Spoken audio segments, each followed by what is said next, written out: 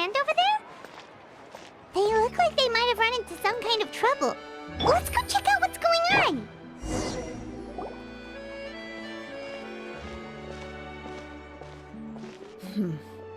Still no dice? Not at all.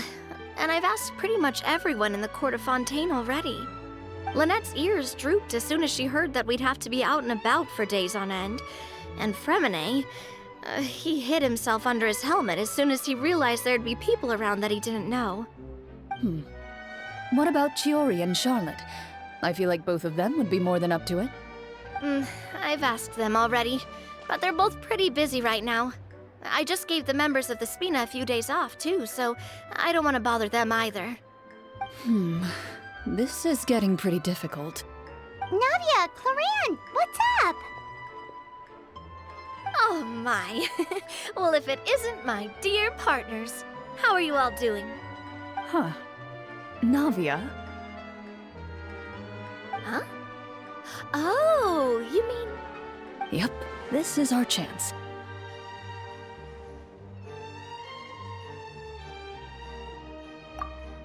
Do you need our help with something? Oh, precisely. My dear partners, we've got a huge problem right now that only you can solve. Whoa, for real? Absolutely. We've already exhausted all our other options. Traveler, Paimon, would you join us and play Marechaussee Hunter Judgment Day? Marechaussee what now? It's a new game script by the Tabletop Troupe, a local roleplay adventure club. Ever heard of the Tabletop Troupe? They put out games that allow you to participate in a story and roleplay characters with your friends. Oh, I've loved their stuff ever since I was a kid. That sounds super interesting. Clorinde and I are both veteran members of the club. Recently, someone came up with a new script and was looking for people to help playtest it for them. And when they asked, of course I couldn't refuse. I mean, come on! A brand new script? Nobody has ever played it before. Generally speaking, scripts at that level of development have a lot of issues, but I think this one is pretty solid. The author obviously put a lot of work into the story, and the world building is also quite credible. Whoa. I know I was the one that handed you the script, but some of us haven't read it yet. No spoilers, please. Anyway, the script calls for a team of 4. Ah, yes. We're missing one final player right now. So, you're saying you'll help us out? I knew I could count on you, partner. Paimon and the Traveler are kind of a package deal. Is that okay? That's not a problem. I'll adjust the pace based on the actual number of players, and ensure that everyone has a good time. Well, Traveler, what do you think? Wanna play? Paimon will follow your lead. Well, that solves our problem. You have our thanks. Woohoo! I'll go grab the script manager from the club right away. The script manager? Didn't you just say that you gave Clorinde the script? The club introduced a completely new kind of gameplay for the script. In this iteration, the Game Master's version of the script is incomplete. The script manager provides the next part of the script only after players have completed the current list of objectives. On top of that, in order to increase player immersion, the club has created some of the story's sets and scenes in real life. We'll only know where we should go once the script manager reveals the starting location. Wow, you're right. Whoever wrote this script really did put in a lot of work. And it's got a real healthy amount of suspense, right? I mean, even the GM doesn't know how the story will end. I look forward to experiencing it with you all. Why don't you go meet up with the others first? They should all be waiting at Chioria Boutique. I'll come over with the script manager as soon as I find them. Sounds good. Remember to always watch where you're going, and don't rush. You say that like I'm 6 years old or something. Let me think. What kind of character should I play this time? I just hope you'll pick up some useful skills this time. Oh, and stop trying to persuade every animal you come across.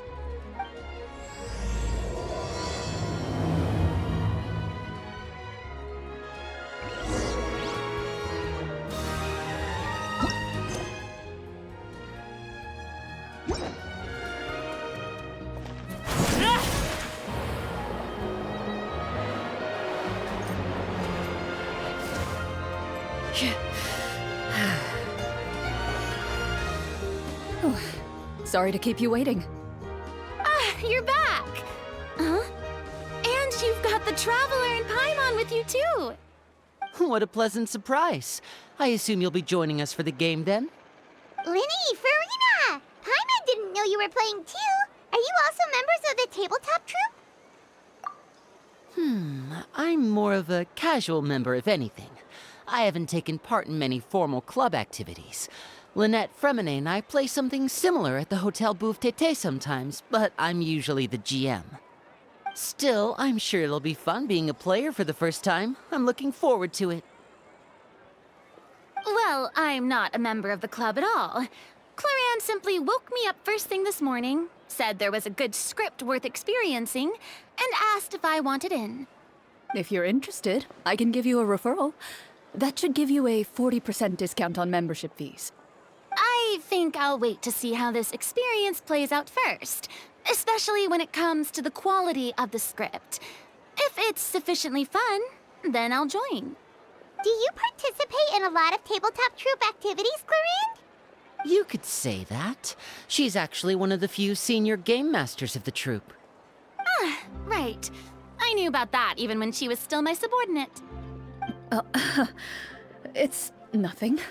Really, just a small hobby of mine. Wow. Paimon's so used to seeing you be all upstanding and intimidating as the champion duelist. It's kind of hard to imagine you role-playing with a bunch of friends.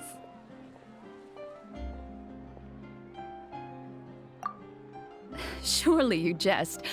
I would never intentionally make things difficult for my players. I maintain a clear boundary between my professional and personal lives. The me you see at court represents the law and order of Fontaine. I put all personal feelings to the side and grant a fair duel to all who seek to defend their honor. But in my personal life, I'm just an ordinary person. Someone who feels anger and sadness, just like everyone else. Well, you say that, but for all the time I've known you, I don't think I've ever seen you cry. I've seen you get angry, sure, but now I'm wondering whether you were actually mad or if it just looked that way from the outside. I was probably in work mode during those times. Is that so? Well, in any case, I just feel like even in your personal life, you don't get emotional very often. So you want to see me cry? That might be a little difficult. A show of anger, though, that might be something I could accomplish. No, that's not what I meant.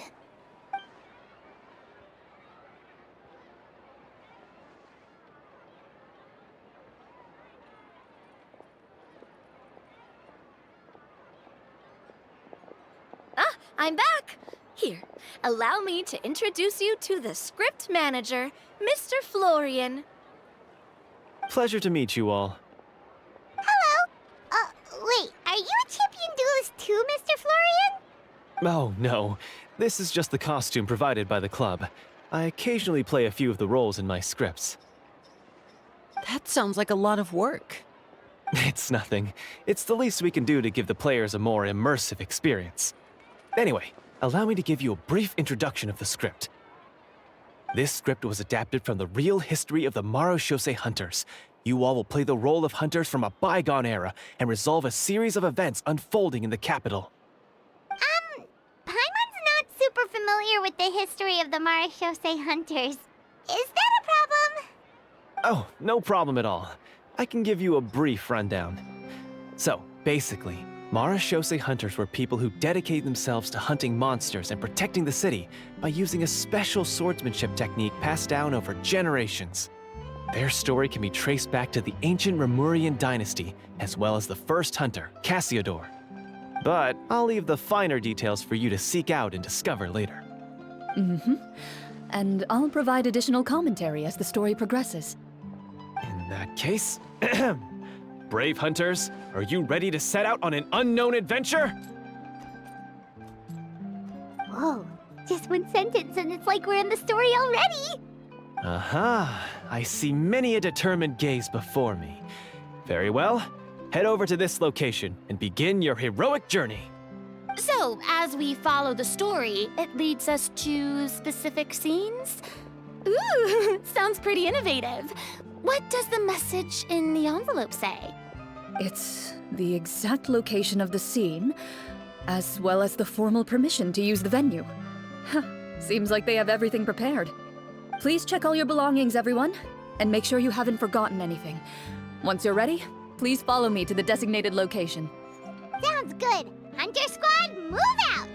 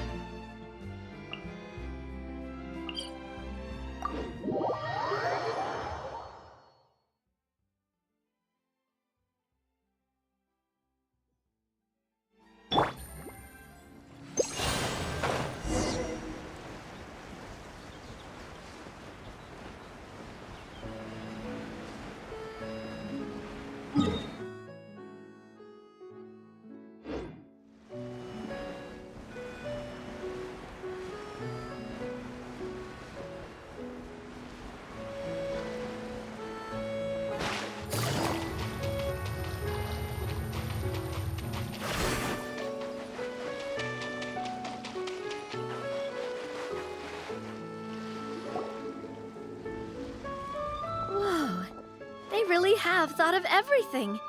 Even the phaetometer is here and ready to go for us. The phaetometer? What's that?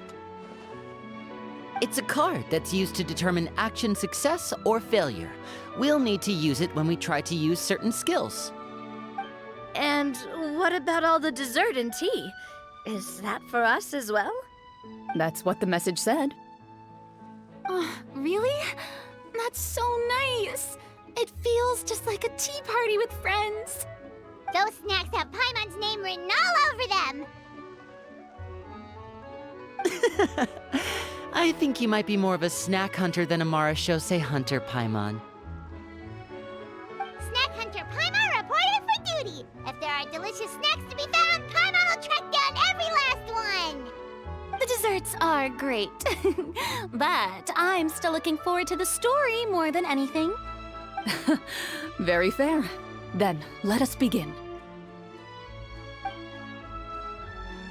First, please pick up the blank character cards in front of you and write down your name and profession. You can find an abbreviated version of the rules printed on the back of your character card. If you have any questions, feel free to ask me. In this story, everyone is a Marashose hunter. To reflect this, the club has prepared a small badge for everyone. Ooh, nice.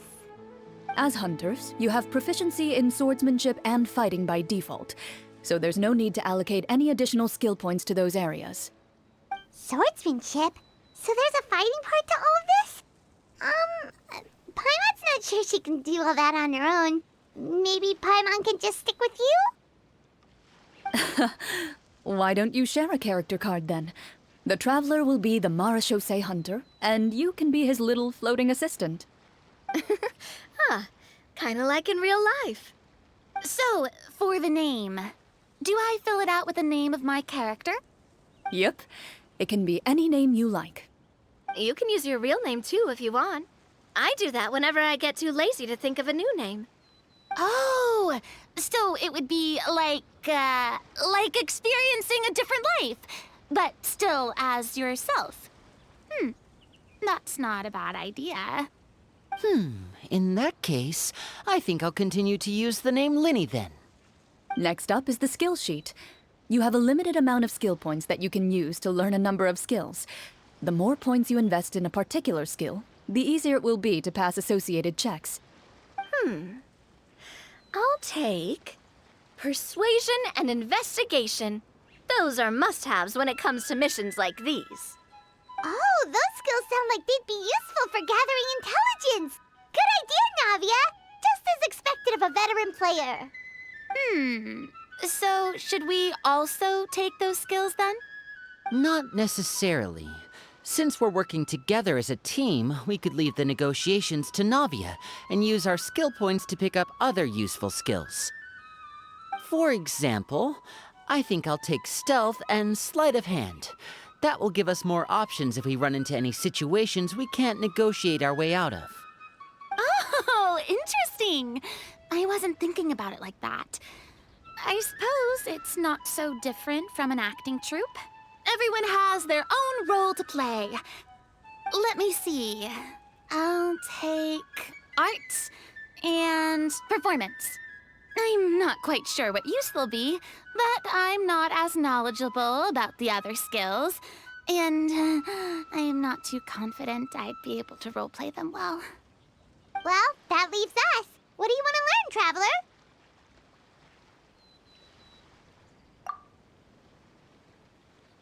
Oh, something that'll help you get a read on other people's thoughts. Sounds useful.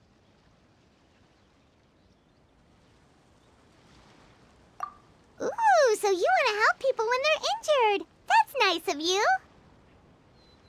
So what do you think? Are you sure you want to learn these two skills? Let's see. Oh, looks like you each have enough points to choose one final skill. You've all picked such classic skills. It's fine to go a little bit out of the box, you know. Why do I get the feeling she's getting ready to cause trouble?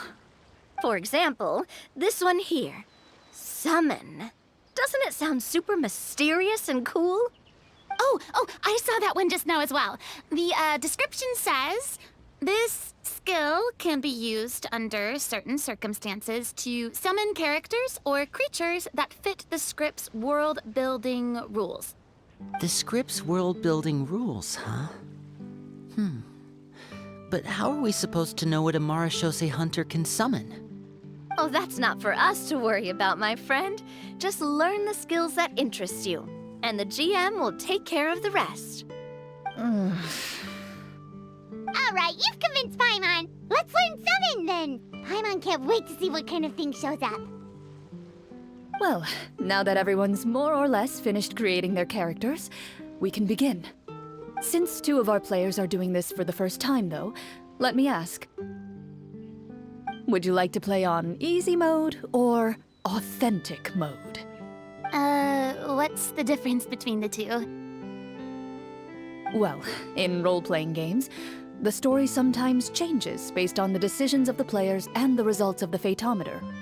For example, if you fail a check, that means you cannot use the target skill in that scenario. A critical failure may even result in further negative consequences. If you choose to play in authentic mode, every time you elect to use a skill, you'll need to use the Fatometer to see whether you succeed or fail, and face any consequences that may follow. If you choose easy mode instead, every check will be successful by default, and you won't have to worry about luck playing a factor.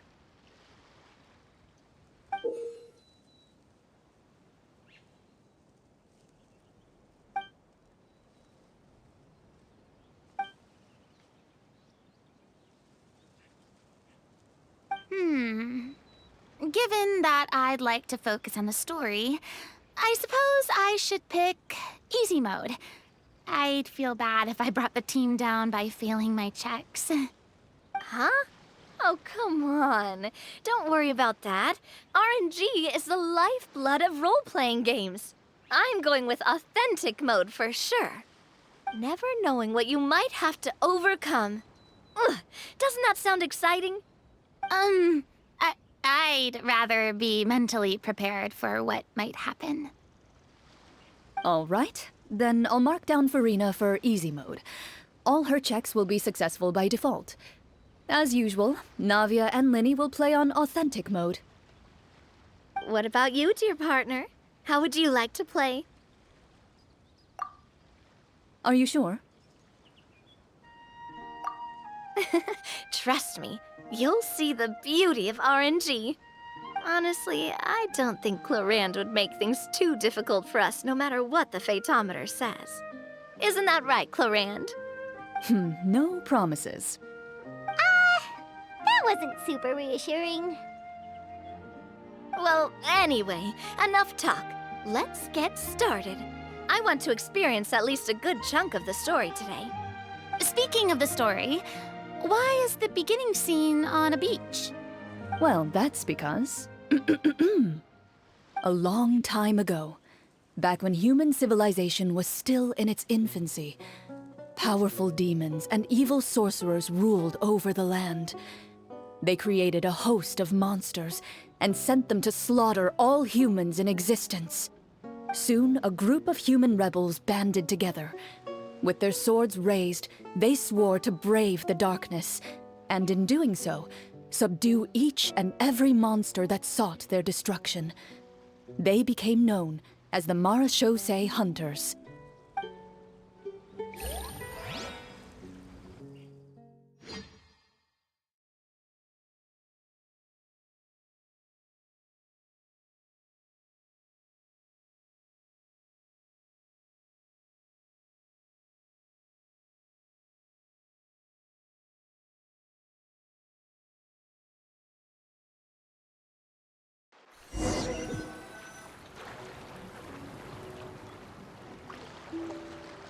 Sometime later, as a member of the Marachose Hunters, you receive a commission. Following the address provided on the message, you take a boat and arrive at this strange city. As you inhale, you can taste the slightly salty air of the docks as you begin to survey your surroundings. There aren't many people in the vicinity, but you do take note of a few others who, like you, seem to be sizing up this place. Your eyes meet, and you realize these people are fellow Marachose hunters, likely led to this location after receiving the same commission as you. You're all Marachose hunters too, right? Allow me to introduce myself. The name's Navia, monster hunter by trade and helpful neighborhood businesswoman on the side. What say you to traveling together? We can help each other out on the road. Okay, count me in. My name is Linny. I've been wandering since I was little and picked up a few less than legal tricks along the way. I was adopted by a Marachose hunter and later chose to follow in his footsteps. Is this where you introduce your character to everyone? It sounds like they've done this dozens of times. My name is Farina, and, I grew up in a noble family. I always had a strong interest in performance and the arts. Even though I'm a Marachose hunter, what I really want is to be a performing artiste. Hey, that's really cool. You can do it, Farina. That's exactly how it's done. Paimon is Paimon, a good friend and companion to this Marachose hunter right here.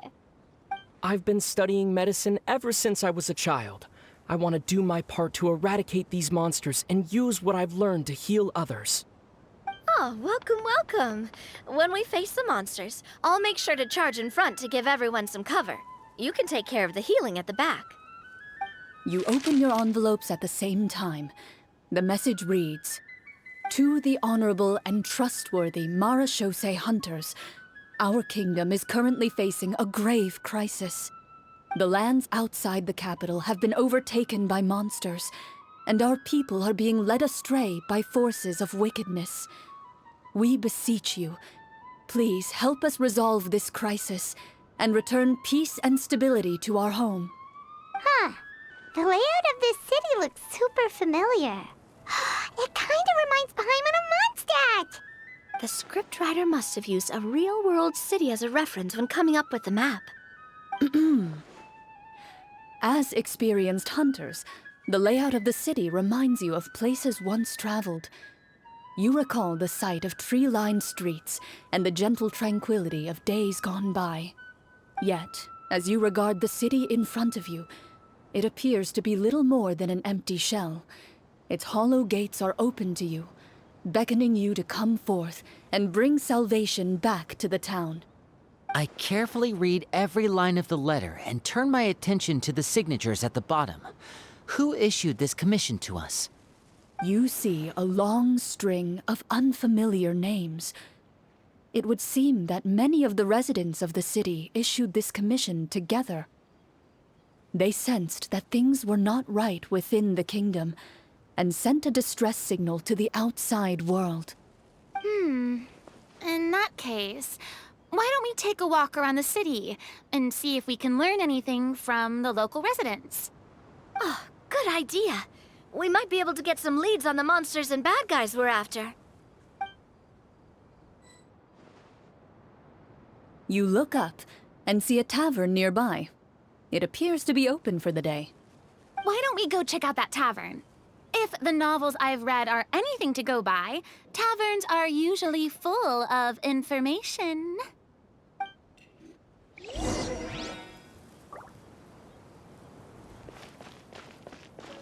As you approach the tavern, you find a plainly dressed woman standing nearby. She appears to be rather troubled about something.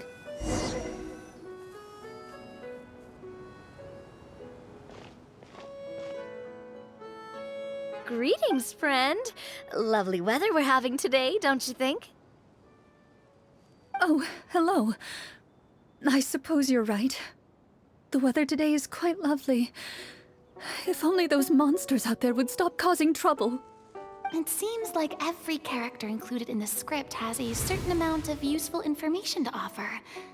If we keep asking questions, we might be able to get some good leads. Oh, come now, don't be sad. Life is all about optimism. Oh, that reminds me. What did you have for breakfast this morning? Huh? I don't think that's the kind of question we're supposed to ask. Nothing turns a frown upside down like good food. How about some macarons? I could make you some. You didn't even take cooking as one of your skill proficiencies. That's not necessary, miss. Excuse me for saying this, but you don't really look like a chef. Besides, I'm not really a fan of sweets. So you're someone who barely smiles and doesn't like sweets.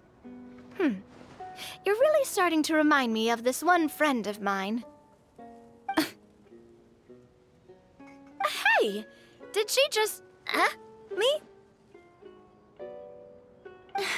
Clorinde must have broke character for a second.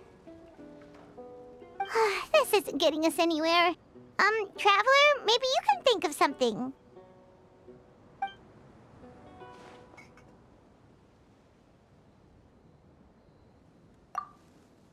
The results of insight checks aren't disclosed to the players, so I'll be the one consulting the phaetometer.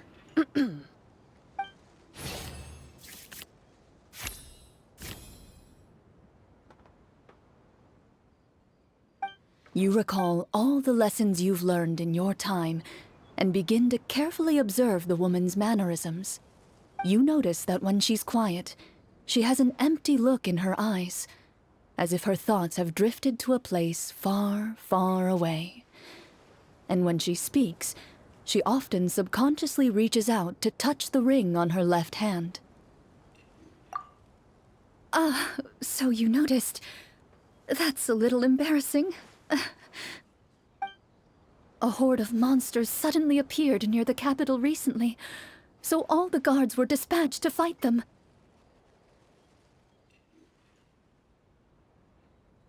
Do you remember when those monsters appeared?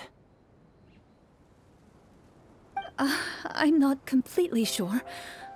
All I know is that my husband was dispatched to fight them 3 days ago. Do you know where he was sent? It all happened so fast.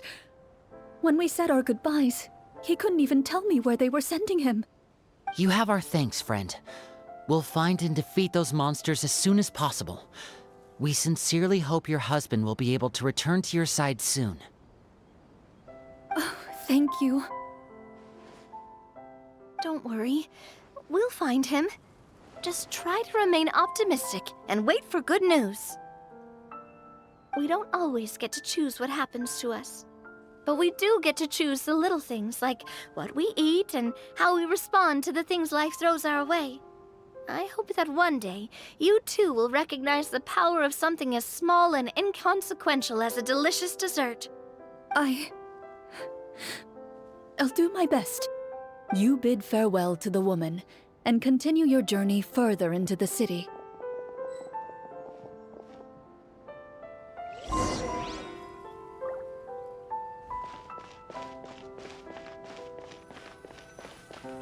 As you venture further into the city, the streets appear largely empty. An elderly woman walks past. You see her shake her head as she puts away her wrinkled wallet. A nearby merchant folds his arms and gives you a disdainful look. You get the impression that he's someone who has long gotten used to the sight before him.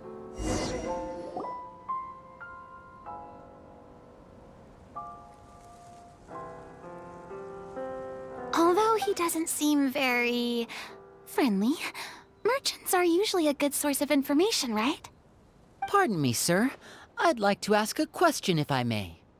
That depends. How much are you willing to pay? How about this much? What do you take me for? Some lowly beggar?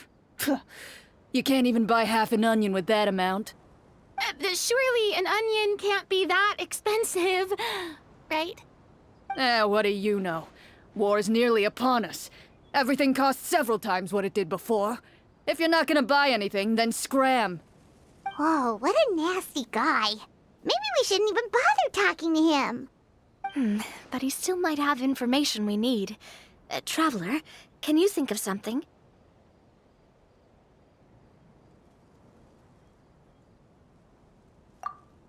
Okay, while everyone is talking, I secretly use my magic props to summon a bottle of wine without the merchant noticing.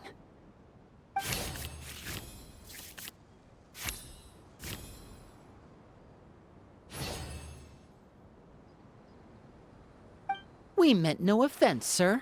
Here, allow me to offer you this bottle of vintage wine, made only from the finest grapes. I'll just leave it here. Please, enjoy it at your leisure. I should mention that this wine is the perfect accompaniment to a meal. I'd suggest enjoying it with dinner. All right. Go on and ask. What do you want to know? Do you have any information on the monsters or the crisis that has overtaken the kingdom? Crisis? If you ask me, there's a crisis everywhere you look. Those monsters are camped outside the city, and they've been destroying all our trade routes. We have limited reserves within the city, so if this continues, we're all gonna be in big trouble. Wait, you're saying no one has put a plan in place to distribute supplies or maintain order? We could all starve and those nobles in the palace wouldn't even break a sweat. Who knows? Maybe they've been in cahoots with the monsters all along. That is concerning. Thank you, sir. We won't take up any more of your time now.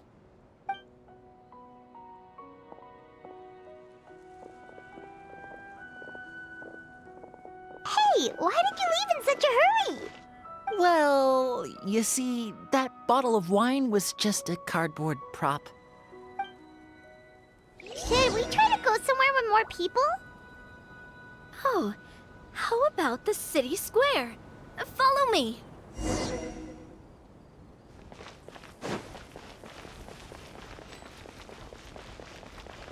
Before you lies the city's central square.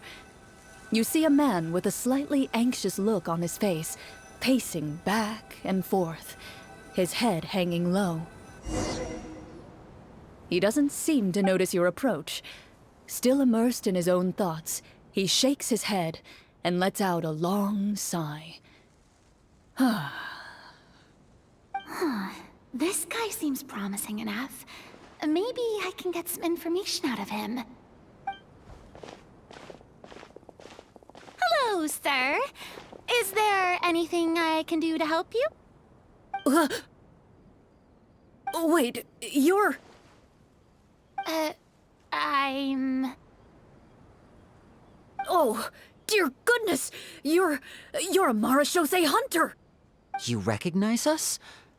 Are you one of the people who wrote the commission letter?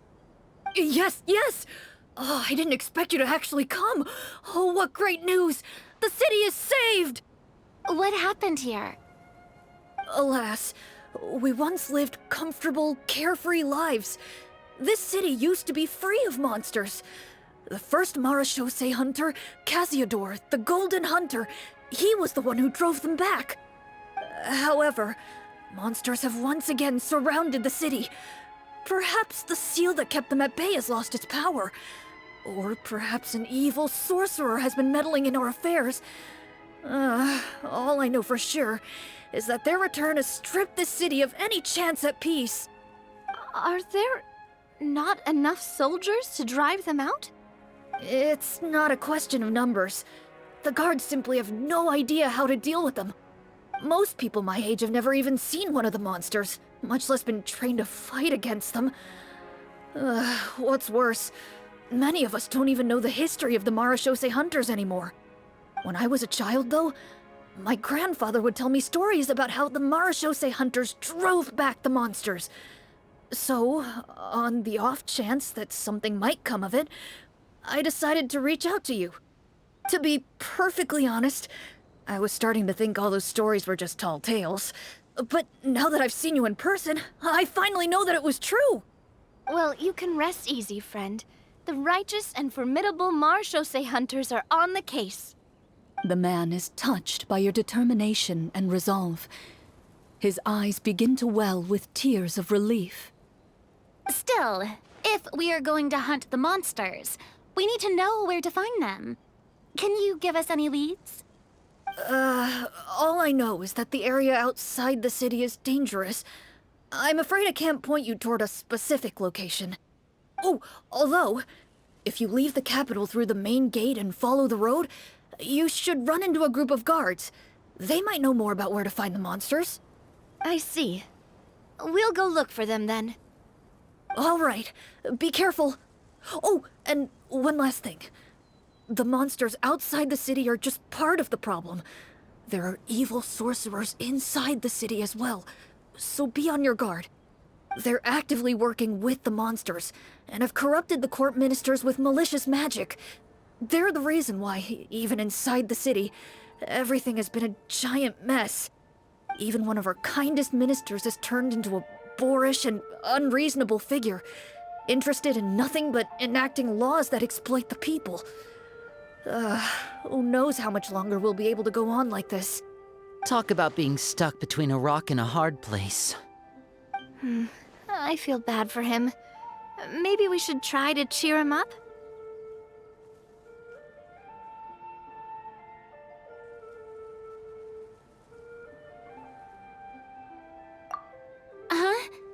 Like, now?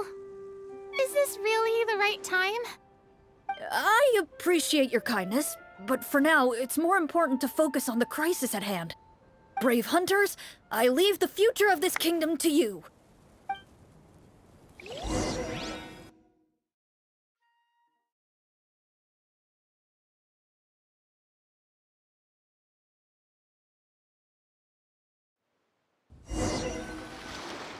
If I understood correctly, there are currently 2 problems in the kingdom that need solving, right?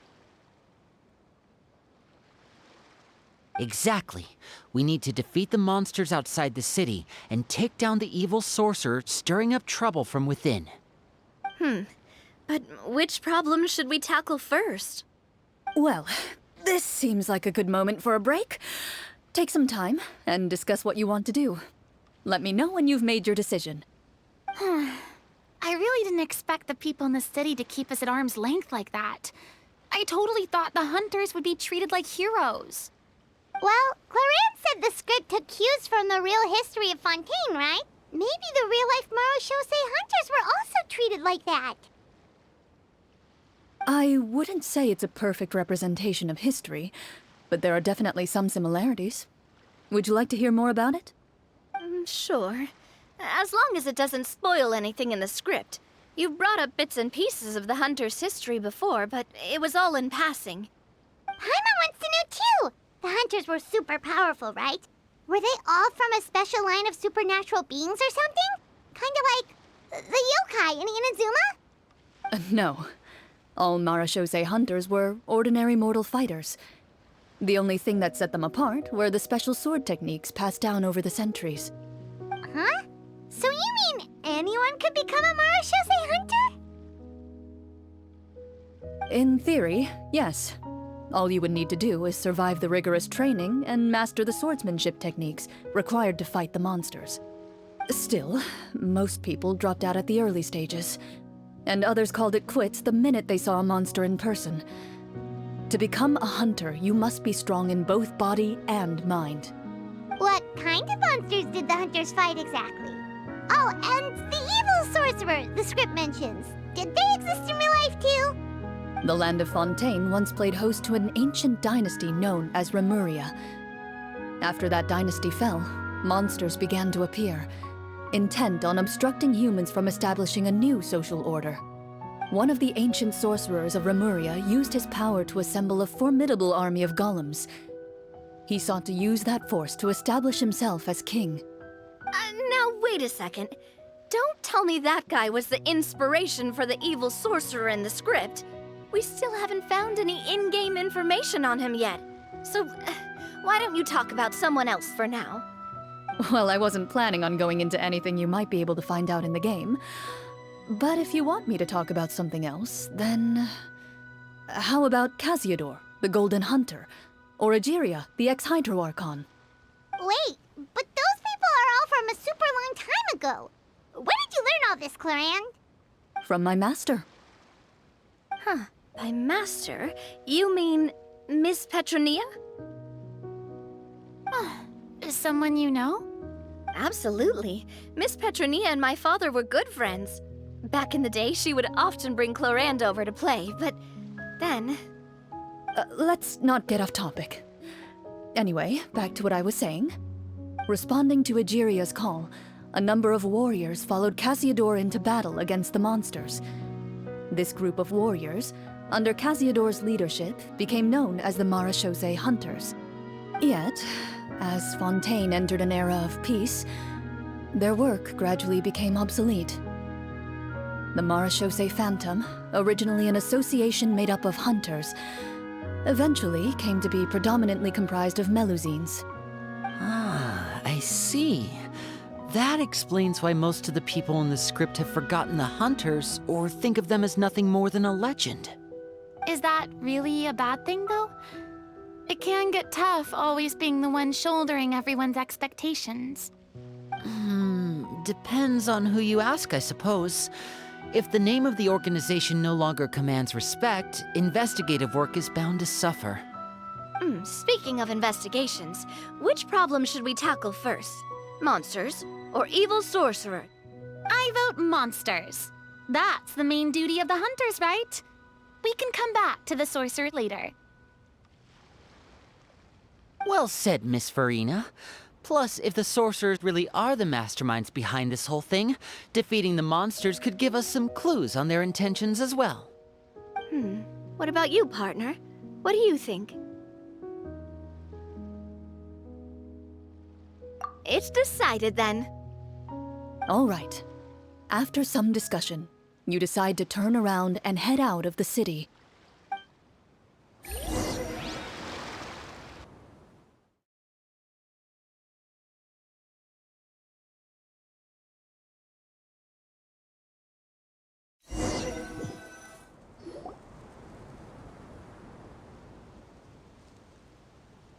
Let's take a look around, like that guy said. You there! Outsiders, halt! Who's there? An armored man approaches you. He has a tall, muscular build and a determined expression in his eyes. Just one look, and you can tell he's fought in his fair share of battles.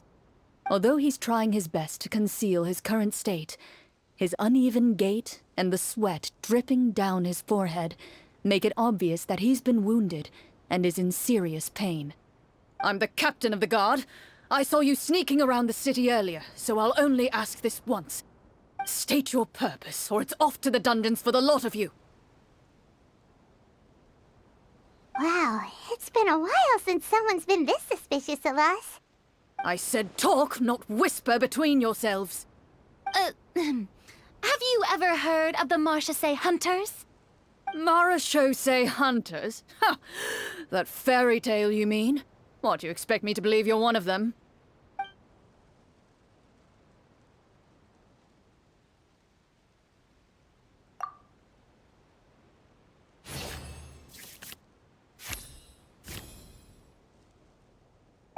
While everyone is talking, you begin to carefully observe the captain's mannerisms. Every so often, you see him glance toward a particular direction, with a pained expression on his face, as if an invisible thread is tying him to an unknown place. As you follow his gaze, you vaguely recall that the location he seems fixated on is known for its difficult terrain. Any battle that breaks out in a place like that is likely to be prolonged and devastating. Is that where the monsters are? Outside the forest in the area with the difficult terrain? The captain is taken aback by your sudden question. Still, his shock only lends credence to your theory. You're looking to fight the monsters? Well, we're Marechaussee hunters after all. You could say that's basically our job. He shakes his head and continues to regard you with skepticism. In the end, he decides to inform you of the locations where the monsters have appeared. Those monsters aren't easy to deal with, but if you insist on going, I won't stop you either. I just hope all the guards will be able to come back to their families alive. I wish you the best of luck.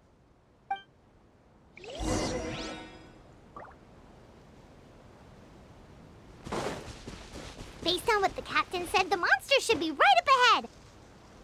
Let's go. Hopefully we're not too late.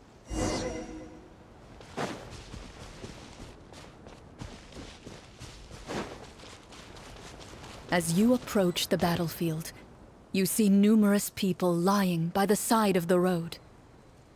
They appear to be dressed like guards. Their faces are filled with desperation and terror. Some are screaming and cursing in vain, as if still trying to banish the monstrosities they saw from their minds.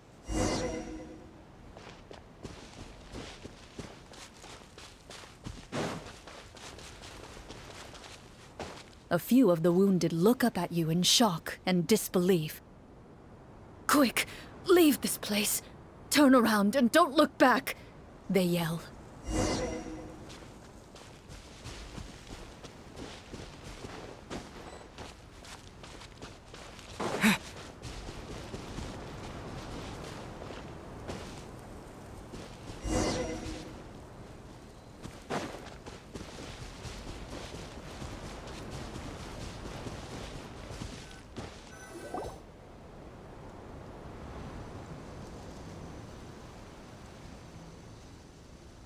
This is the place he mentioned, right? You see broken iron swords scattered all around you, and downed trees riddled with terrifying claw marks. All the signs point to one thing. A truly devastating battle just took place here. Be on your guard, everyone. The monsters might still be around. Before you can finish your sentence, you hear rustling sounds from the surrounding bushes. The monsters have emerged. They close in on you without fear. You get the impression that, in their bloodthirsty eyes, you're just another meal for them to devour. A little help here! This thing wants to eat Paimon! Your battle round begins now.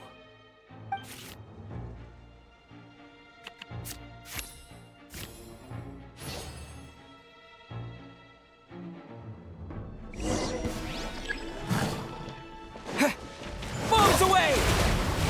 Go! Let the world collide! A round of applause! Now, stay calm, stay calm. The next battle round begins now. Fire! Well, coming at ya! Hey there!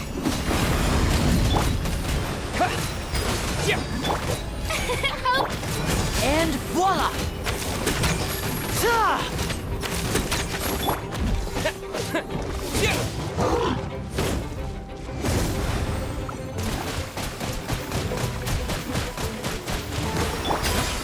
Hey there!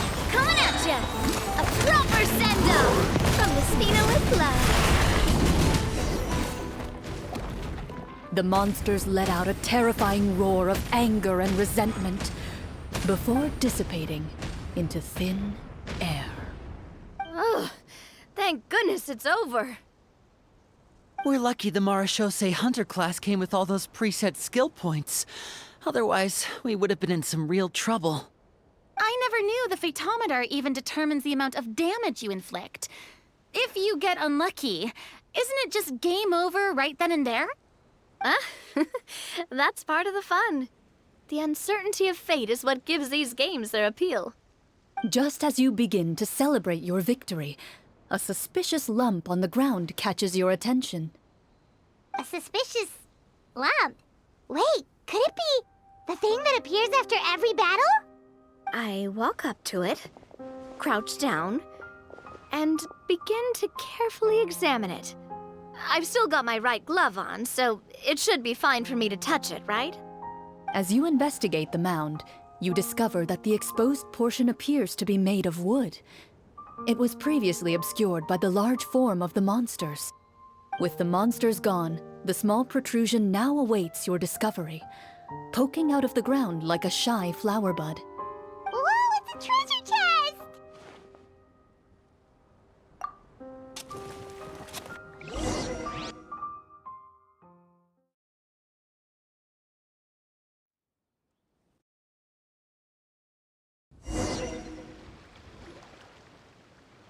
With everyone's help, you successfully excavate the wooden chest from the ground. Even without opening it, you can tell from the mora and jewels scattered around the chest that it must contain quite the fortune.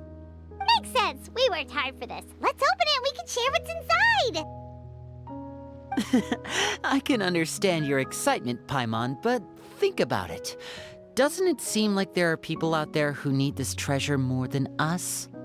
Yeah. Think about all the people suffering in the capital, or all those guards who got hurt fighting the monsters. Wouldn't it be better if we gave the treasure to them? Wait, is that how it works? Paimon thought since we were the ones to dig it up, we could just take it for ourselves. Well, let's put it this way.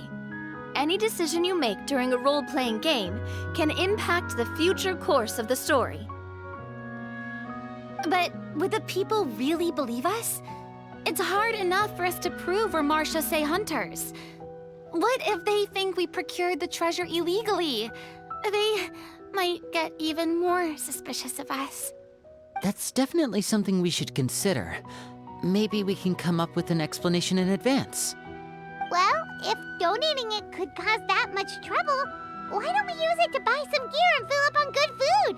Then we'll be ready to fight even more bad guys. Looks like you're facing a difficult choice once again. Well, it's getting late. Why don't we call it a day for now? Wow, where did the time go? I'm not sure if it's because I'm having so much fun with you all or because the story is particularly enticing, but I feel like I could almost keep going. Here, here. Ooh, how about we play through the night? I'm not sure I'll have enough energy for that. Yeah, that won't work for me either. Lynette will give me an earful if I get home too late. I understand how you feel, Navia, but we have to change venues for the next part of the story anyway. Huh? Another location? Mm-hmm. There's a special note for the GM at the end of this section that says to proceed to an indoor set for the next part of the script.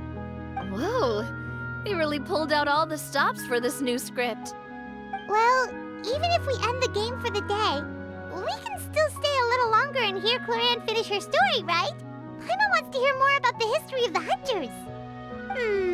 Something tells me you just want to finish the free desserts before we break for the day. That's just a coincidence, okay? Besides, to Paimon, not finishing free food feels even worse than having to buy her own.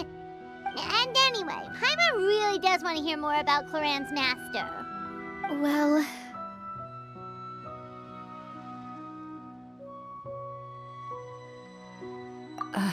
It's nothing. I appreciate the concern, but it's all in the past. It won't do any harm to share these things now.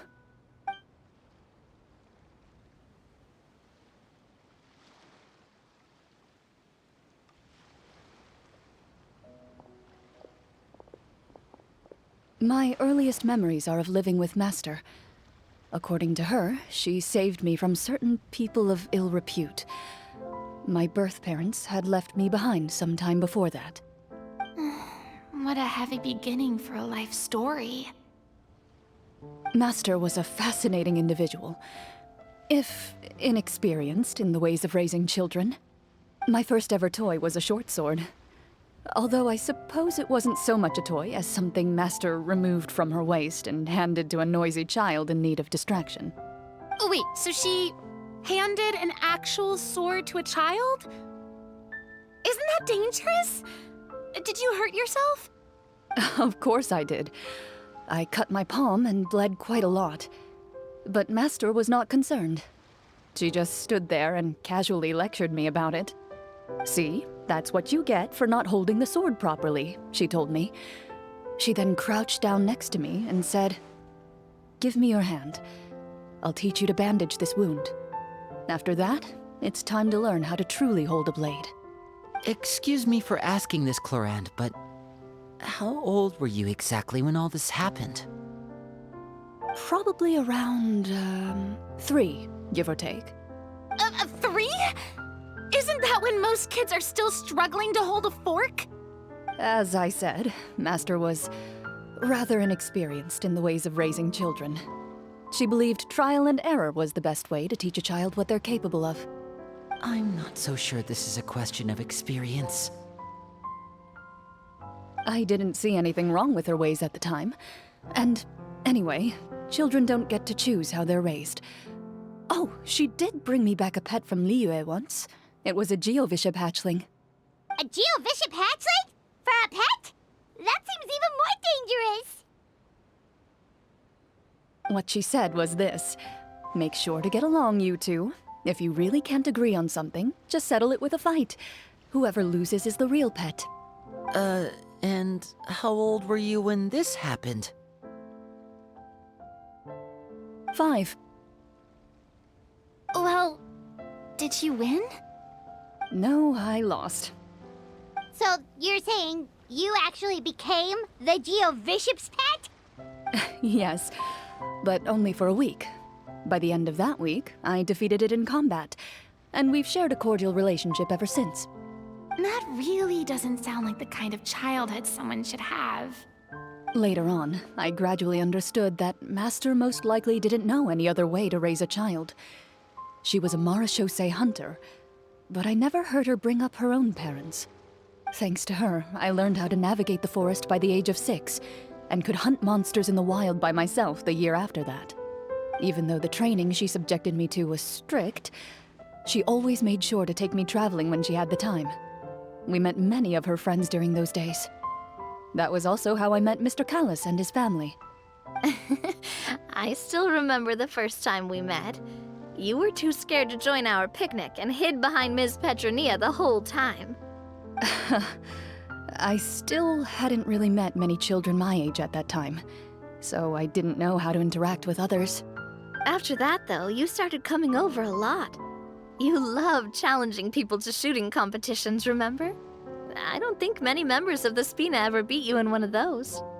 I had a lot of fun during those days. I enjoyed them too. Oh, do you remember that one time we went exploring around the Spina together?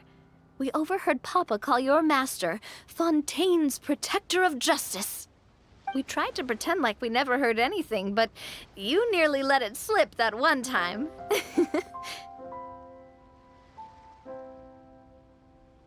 Protector of Justice?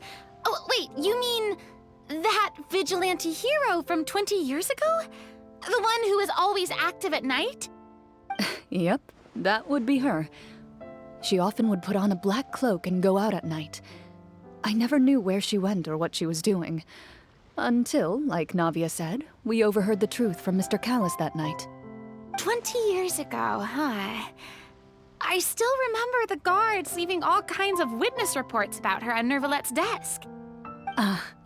My apologies. Oh, there's no need to apologize. You had nothing to do with it. And anyway, everything she did was for a good cause.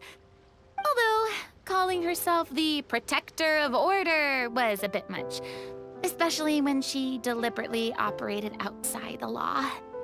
Huh? When did the Protector of Justice become the Protector of Order? Oh, she had a bunch of code names. I heard she would just come up with a name on the spot whenever she was asked. Later on, she probably got sick of answering those questions and decided to stick to just two. The Protector of Justice and the Protector of Order. That sounds like her, all right. I bet she forgot which of the two she'd use by the time she got back each night. Well, she certainly sounds like a fascinating individual. With her strong sense of justice, it's no surprise her student followed in her footsteps. It's true. I always wanted to become like her. Someone powerful, independent, and with a strong sense of conviction. But...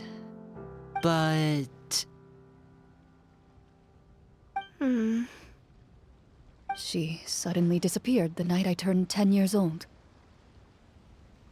Disappeared? What happened? I have no idea. She didn't even leave a note. I was never able to find out where she went. That night, I was celebrating my birthday at Navia's house, but Master never came to pick me up. When I returned home on my own, it was to an empty house.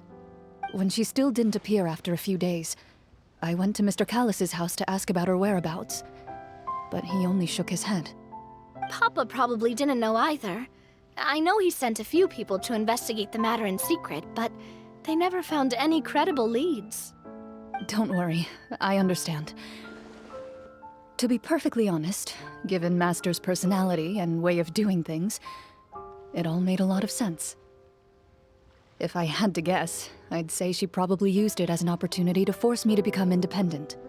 Just like how, when a litter of kittens reaches a certain age, the mother willingly leaves them behind. Were you upset, Clorinde?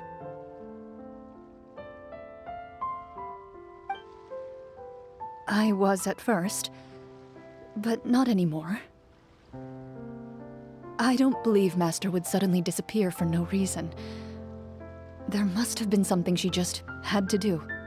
Well, despite everything, you still managed to follow in her footsteps and become the greatest champion duelist in all of Fontaine. You're practically a living symbol of law and justice. I suspect my position would be far too by the books for her.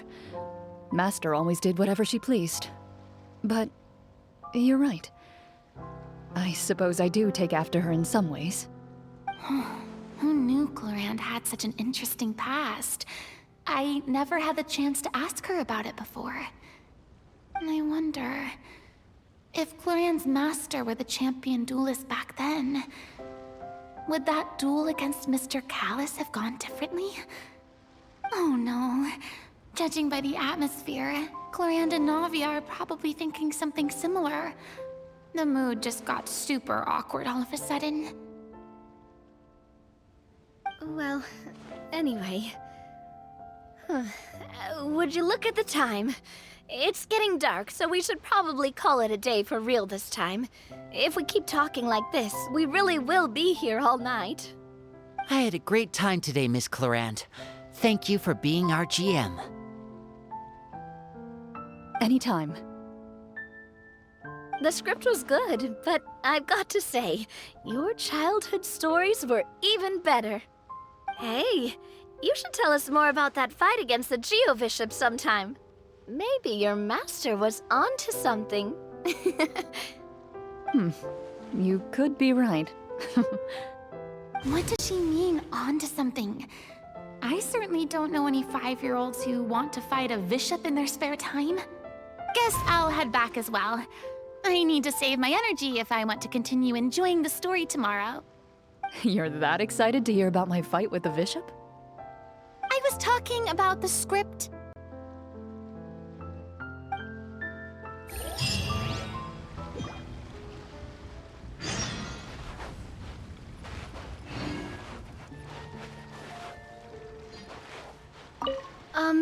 Just between the two of us, could you tell me what it was like to be the Geo-Bishop's pet?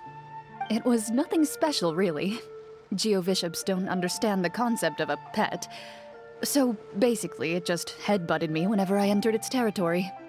And that hurt? Yeah, it hurt. What, something you want to experience for yourself? Oh, I'm good. Thanks.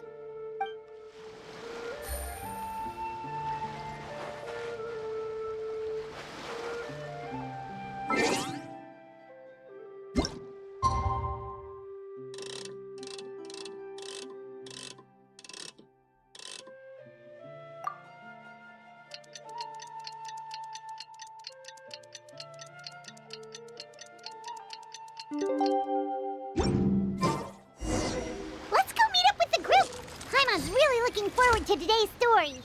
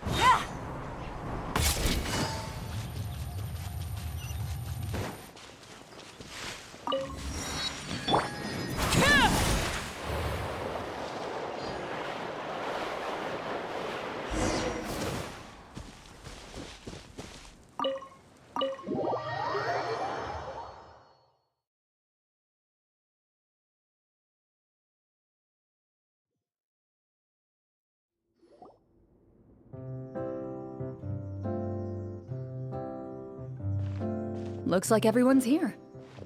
Now, before we begin, why don't we finish where we left off yesterday? There was an important decision to be made, yes? I'll pour everyone a cup of tea. Is that really the most important part, though, Clorinde? Paimon's more concerned about our current surroundings. Heavy walls, cold railings, dim lights. This is obviously supposed to be a prison. I admire the work put into the set. Still, it's obvious the scriptwriter has never paid a visit to the fortress of Rapperia. So the set is going to be a part of the script? Unfortunately, that is something I can neither confirm nor deny. Anyone think Clorinde's smile is starting to look kinda scary? Well, whatever happens, we'll just have to push on. But first, we should really figure out what to do with this treasure. If we're worried about arousing suspicion because of our identity, why don't we give ourselves a different name, just like Clorinde's master did? Yeah, it might be better to keep a low profile. As long as we're helping people, it doesn't matter who we are or what we're called. Staring at me won't get you anywhere. Or did you want some more tea? Oh, Paimon's good. Thanks. Why aren't you saying anything, Navia?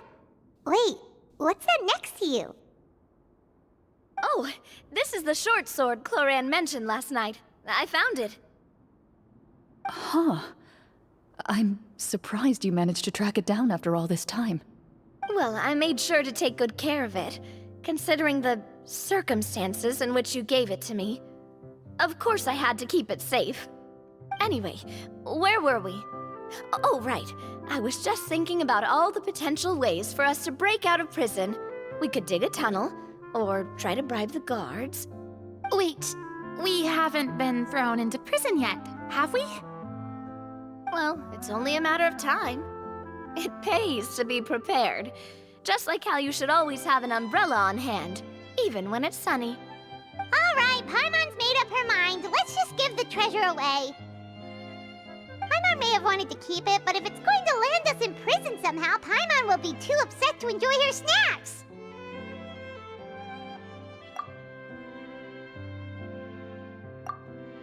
So, you've reached an agreement? All right then, we can continue with the story.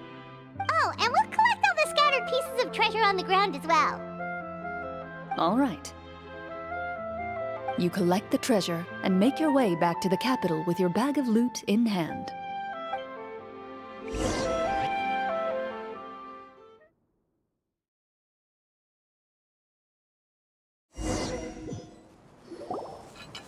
The city is still shrouded in a gloomy, oppressive atmosphere, but your spirits are surprisingly high. In places where sunlight struggles to reach, you generously share your wealth with the children, the elderly, and the poor in urgent need of help. Thank you, kind soul. The elderly woman's look of gratitude follows you as you walk away, her eyes never leaving your back until you move entirely out of sight. However, there's still quite a bit of Mora remaining. It appears you haven't made much progress. She's probably trying to tell us to speed this up. We need to hurry up so we can address the sorcerer problem. Should we go find that man again at the square? He seemed like a pretty responsible guy. I'm sure he knows the people here far better than us. Oh, good idea! Just as you start to make way to the square, intent on finding the man again, there's a voice.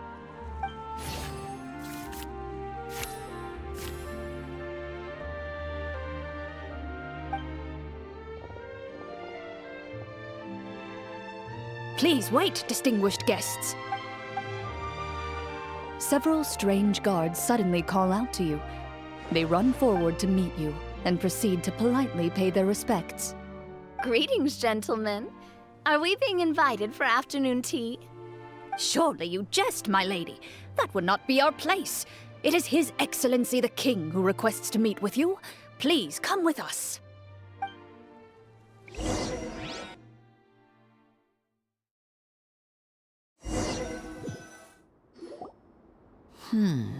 Do you think this could be a trap? Well, we have to investigate the court at some point, right? Meeting the king himself would be a fantastic opportunity to do that. I say we go for it.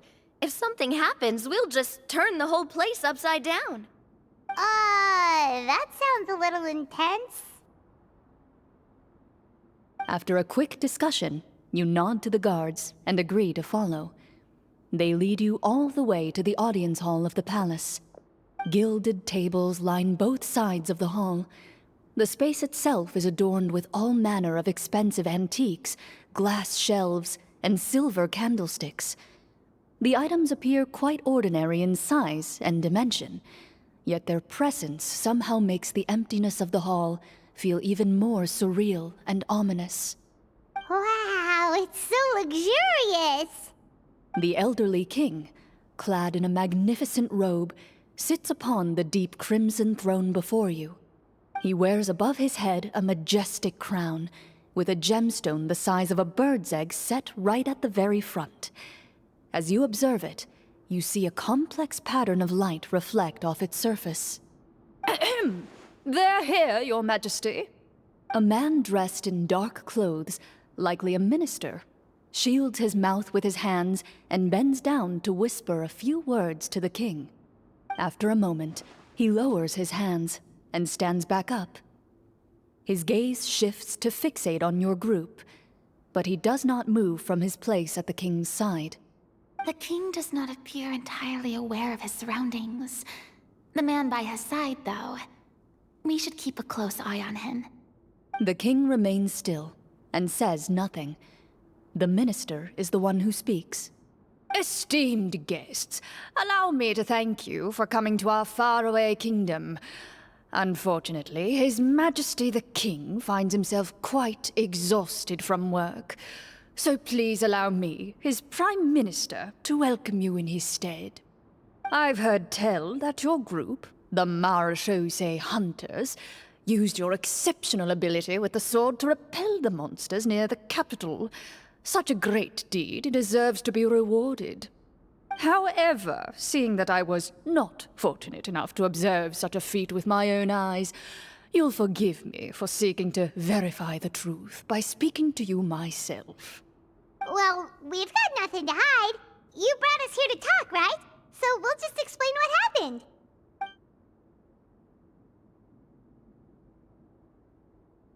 The golem's blades were so powerful, they could cut down trees in a single swipe.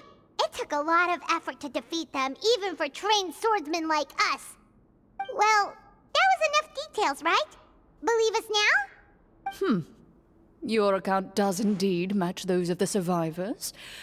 Since you were the ones who defeated the monsters, that must mean you are also in possession of the treasure they stole?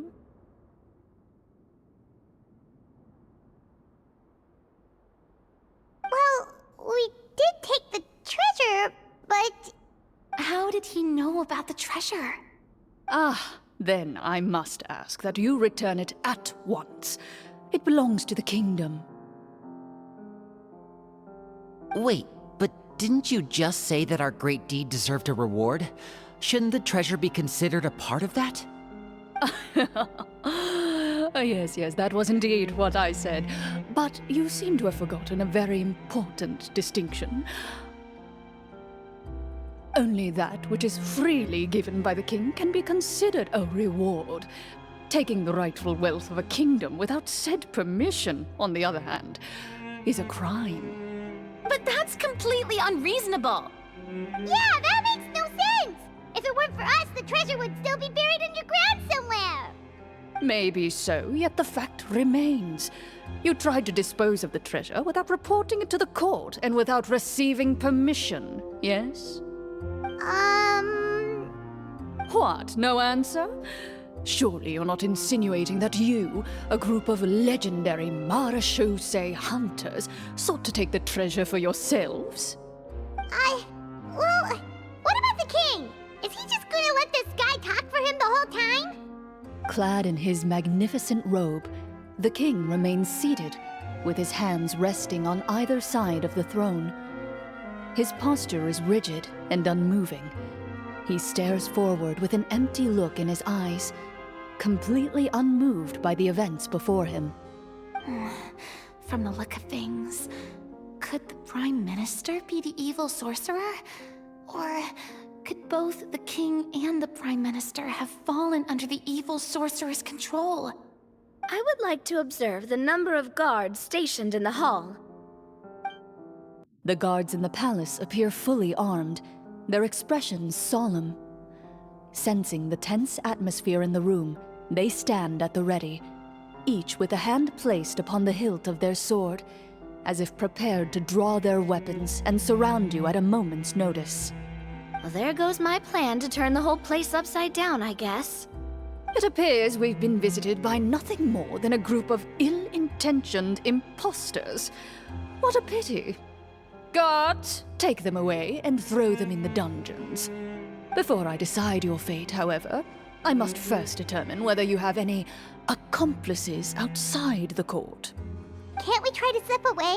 Or maybe start some kind of riot? But if we try to fight the guards right now... Don't worry. At least we figured out who's behind all this. Let's just play it by ear.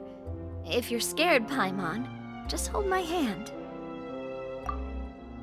Aw, thanks, you guys. You allow yourself to be led away by guards surrounding you on both sides. It's only when you begin to feel drops of water falling from the dungeon ceiling and smell the stench of death and decay all around you that you finally realize you've stepped into a completely different world. Stay here, and don't try anything funny. The guards lock the cell door and leave without looking back. Wait, sir! Your voice echoes through the dark hall, but the only response you receive is the sound of water dripping from the ceiling. No! What should we do now? Carve out a new path of fate with our own two hands, of course. I draw my weapon. You reach toward your waist, but find nothing there. You now recall that your weapons were confiscated before the guards locked you in the cell. The bag of treasure along with them. What about that knife I hid in my boot? When did you hide it in there? When I was thinking about digging a tunnel. Rejected. You failed to inform the GM of this course of action.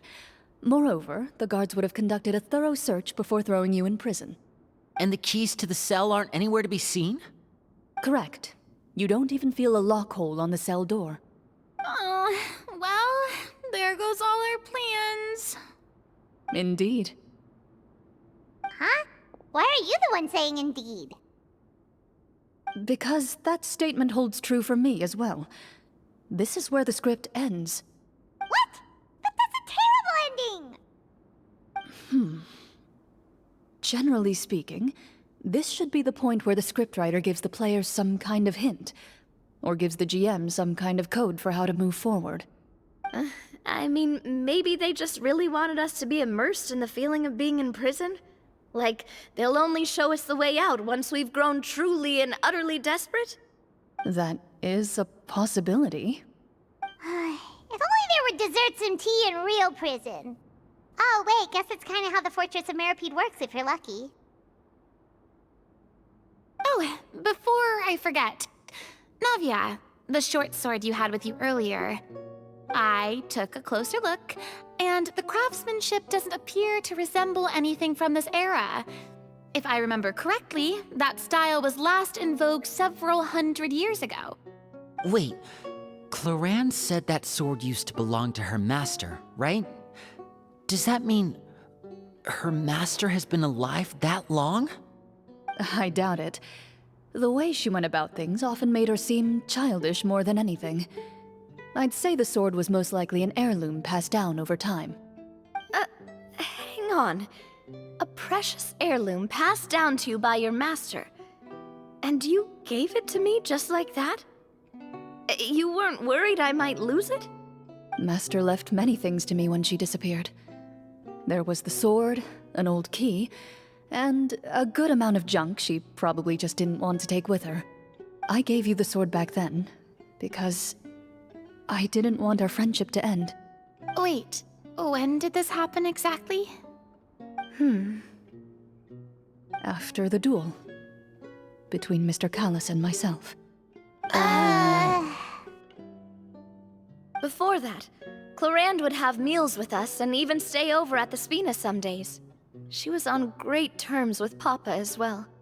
After the duel, though, there was a period of time where we simply didn't know how to face each other. She entrusted this sword to me, and never came back.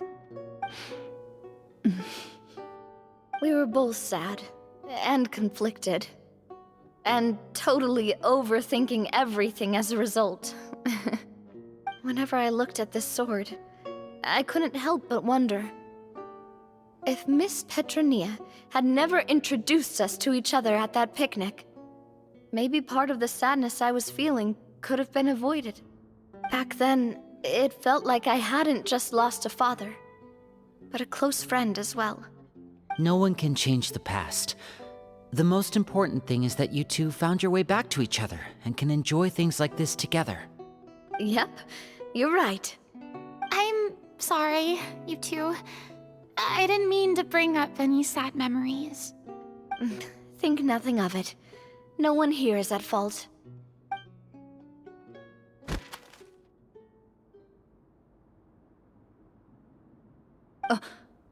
Huh?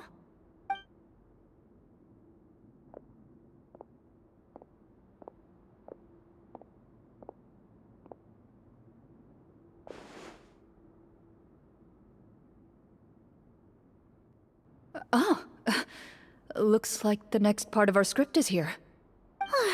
Perfect timing. The situation was really starting to get desperate.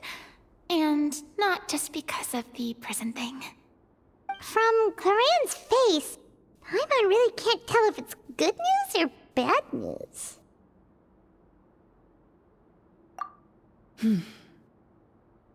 Water continues to drip from the ceiling. In this lightless dungeon, you lack a reliable way to tell how much time has passed. Eventually, you get used to the unpleasant odor of straw, mold, and rust, and find yourselves alternating between fits of drowsiness and despair. Suddenly, you hear footsteps outside the door. Heads up, everyone. Someone's coming. Gather close, everyone, and keep your voice down.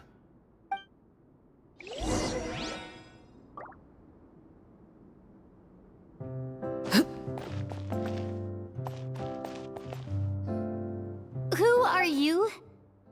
I work as a guard in these dungeons, but my true identity is the same as your own. I'm also a Marashose hunter. Huh? Shh. I've already sent away the other guards, but if we make too much noise... I understand, but how can we be sure we can trust you? The king has issued a formal decree. In light of the irrefutable proof of your crime, you're to be executed before tomorrow's sunrise. If you want to escape, it has to be now. Executed? We barely did anything! Monsters appearing at the same location as the treasure. Could this entire thing have been a trap? There will be time for speculation once we're out of here. As for my identity, I have no way to prove that to you just yet. Infiltrating the capital was difficult, and finding a chance to speak with you has taken a lot out of me. I could go on, but I think we can all agree that now is not the time for details.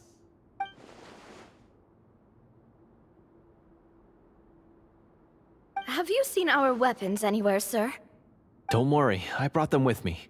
They're just behind the door. Still, these weapons alone won't be enough to defeat the true enemy behind the scenes. His faction is too powerful. The guards are all under his control, and he's even stationed a number of golems in various rooms throughout the palace. To defeat him, you must find a secret vault. It is said that within that vault, the Marashose hunters of the past left behind a treasure with the power to defeat the sorcerer. You're not coming with us? No, I'll remain in the dungeons to deal with the guards. I'll try my best to distract them so they don't go after you. As long as my identity is not revealed, I'll be able to aid you when the final battle comes. In that case, please stay safe. Thank you for your concern.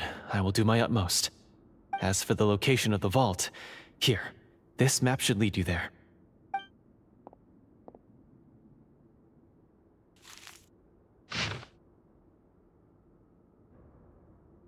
Got it. All right, once I open the door, remember to stick close and refrain from making any noise. I'll lead you out of here as quickly as possible. You now have the chance to restore the honor and legacy of the Marashose hunters. So please, get out there and reclaim what's ours. And be sure to exercise caution. With the help of the guard, you successfully escape the dungeons. Your sense of despair and anxiety both seem to fade as you continue your quest.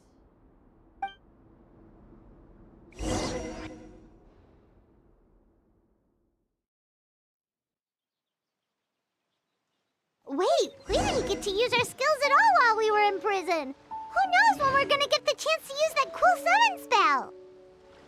That is a pity, but we can only continue to move forward.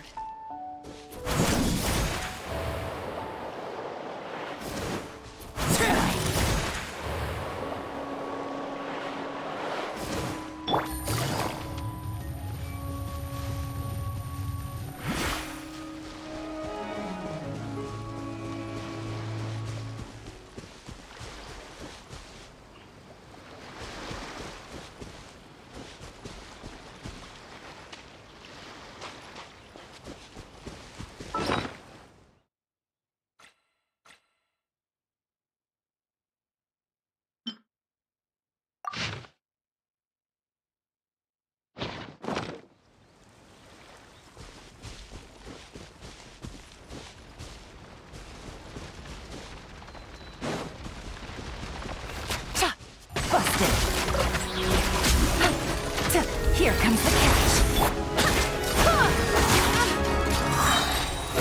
Bonus one! I swear by my soul.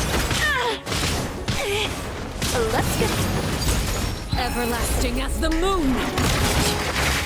Transfixed.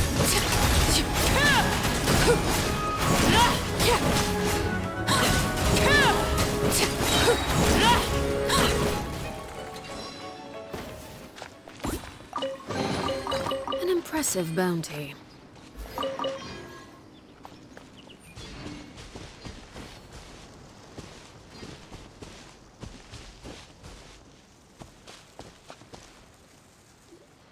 This should be the place marked on the map. This bit of rock certainly looks suspicious. Well, I'd say an investigation's in order then. Plus, if all else fails, we can just blow it up. Wow, you really meant that! Before you lies a serene stretch of open water, its surface shimmering a brilliant shade of sapphire blue. Well, guess this means it's time for a swim!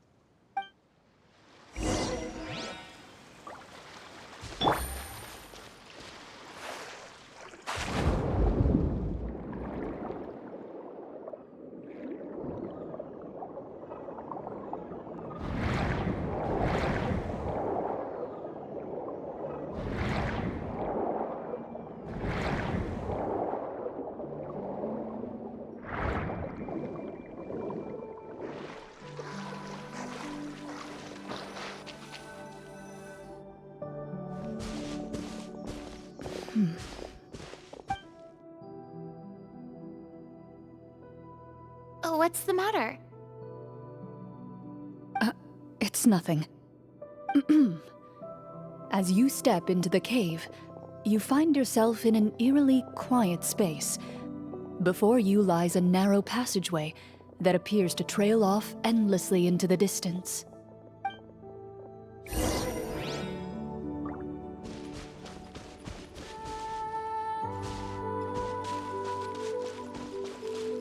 Take it easy.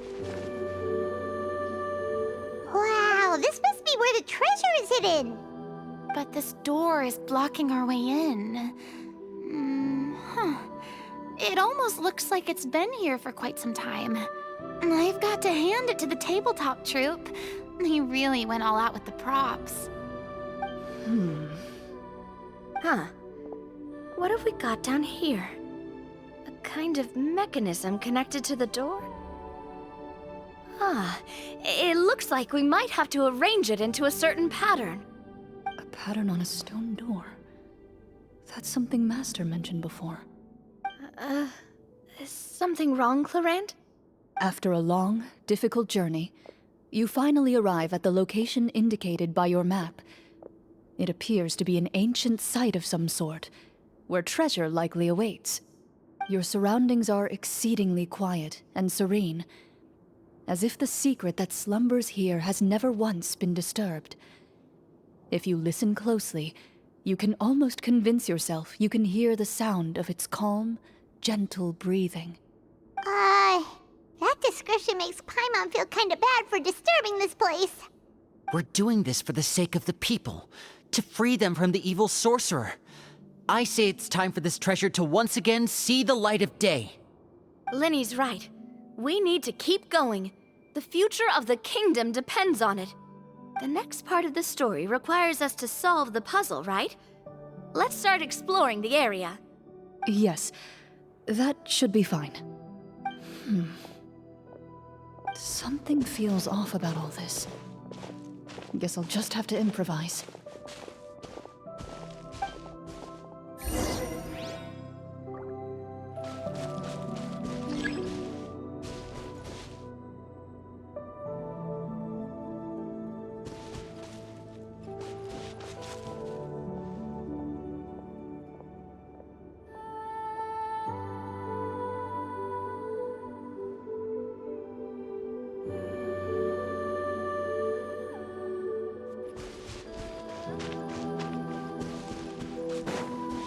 I found something! Found something here, too.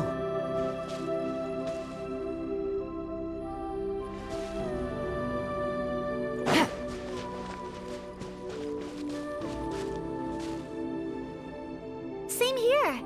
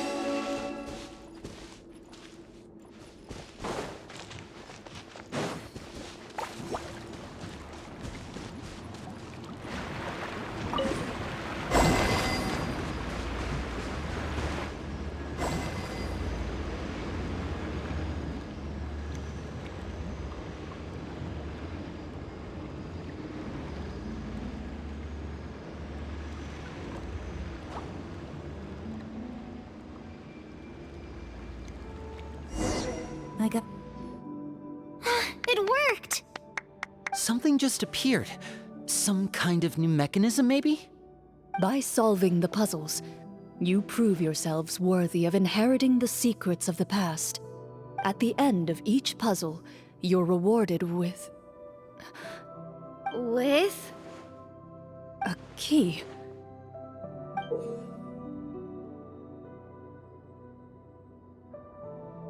Oh, it must be the key to the big door. Huh?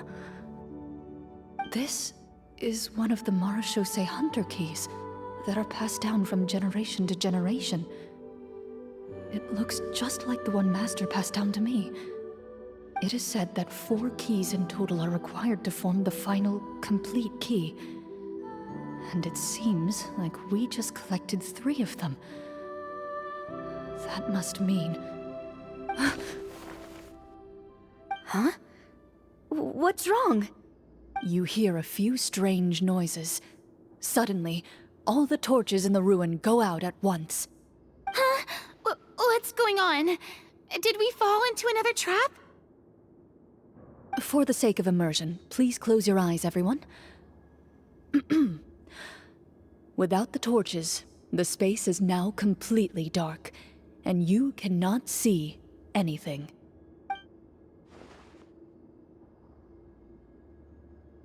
But Paimon can still see a little bit over here. Oh, right. Sorry. Suddenly, you hear the sound of footsteps pierce through the darkness. There's someone else here? Oh, this is so unsettling. I can't see anything. I've been discovered then. Wait, that voice, it's... You recognize the voice as belonging to the guard who led you to this place. It appears he now covets the treasure for himself, and has come to stake his claim. Oh, so this is just part of the script. Then I can probably relax.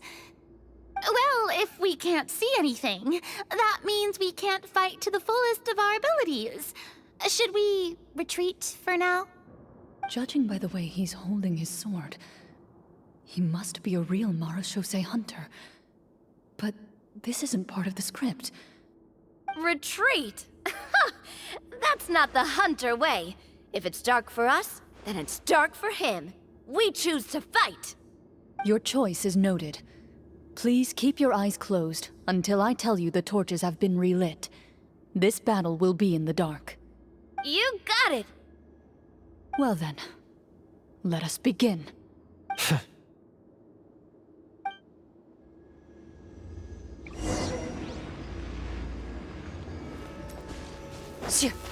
Time to testify. I'd like to try to hit him with my sword. Your strike is successful. Ha! You're facing a veteran Marachose hunter. You don't... Is he still standing? Goodness, he sure has a lot of HP. Is it over? Can we open our eyes now? The enemy is strong and relentless, but the battle is nearing its end. The torches have not been relit. What about now? Final strike. Ha!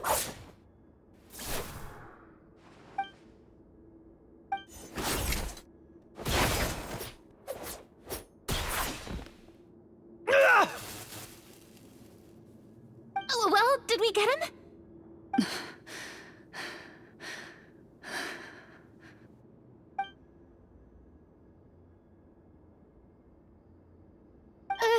Clorinde? Warm fire flickers across the walls once more. Your vision is now clear. In an impressive display of courage, the 4 of you successfully defeat the uninvited guest. That look in his eyes. It's like he became an entirely different person as soon as I defeated him. Huh? Mr. Florian? Oh, wait. We're supposed to be role-playing. I should stay in character. Speak your name, guard. Why did you lead us here just to betray us? Is this treasure really more important to you than bringing peace to the kingdom? What kingdom? What peace? Those were nothing but lies! I, Florian, am a true Marachose hunter, descended from hunters of ages past. So he's also using his real name. Or, wait, was that the name of his character from the very beginning? Then I'm even more confused. If you truly are a Marachose hunter, shouldn't you want to help us just like you said before? Shouldn't we fight together for the sake of the people? What do you know? In this day and age, there's no glory to be had as a Marachose hunter. What's that supposed to mean? My skills were passed down to me by my father. We lived a life of obscurity in the remote wilderness. Still, he devoted everything he had to being a Marachose hunter. And what did he get in return? A life of poverty and pain. In a world that forgot all about him. When he died, not a single person came to mourn his passing. The Marachose hunters were the ones who saved this city. We're heroes! We deserved more recognition and respect than this! Is he talking about how no one in the capital seems to remember the hunters and their legacy? I didn't expect the script to contain this level of social criticism. So that's why you want to take the treasure for yourself? You feel like you're owed fame and wealth? If you already knew where the treasure was located, why didn't you just come down here and take it? Because I still needed the final key. Only a true Marachose hunter is capable of passing through this final door. As someone who sought to hurt others for his own gain, Florian lost that right long ago. Okay, but what is this treasure anyway? We've got all the keys, right? So can we just go in and take a look? You're sure you want to go in? We've been talking about it for so long, of course we want to see what's inside! And we've already defeated Florian, right? So he won't try to take it from us anymore. Pesky brats. Watch yourself. Then let's open the door together. All right. Your choice of action is confirmed.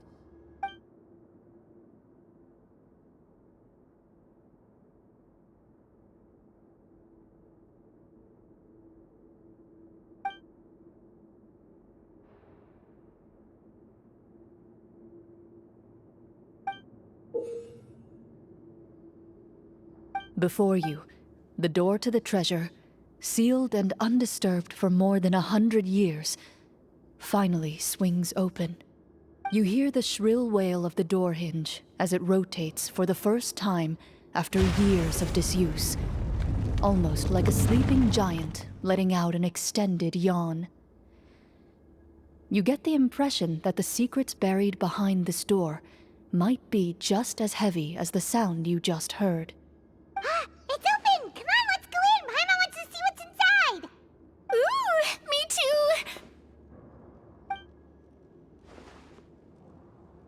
Ugh, uncovering hidden treasure is the most exciting part of adventuring. What do we have here? Uh-huh. A stone tablet? And some shabby weapons? You call this a treasure vault? Looks more like an abandoned warehouse! Maybe the troop ran out of budget at the end?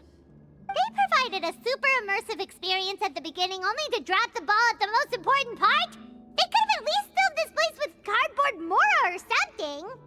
Wait, I get it now. Paimon, this is the real Marachose hunter treasure. Huh? This is it? The Marachose hunter treasure is just a stone slab and some broken swords? I can't believe it. I refuse to believe it! Whoa, are you okay?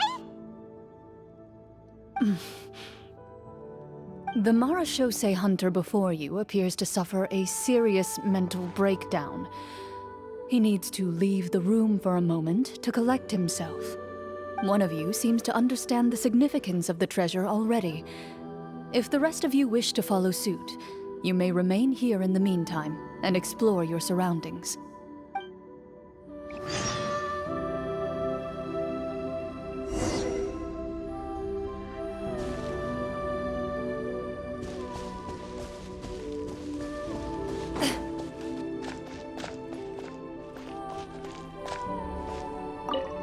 The old and broken weapons. Ah, the names on the tablet. Walter. What is the treasure supposed to be?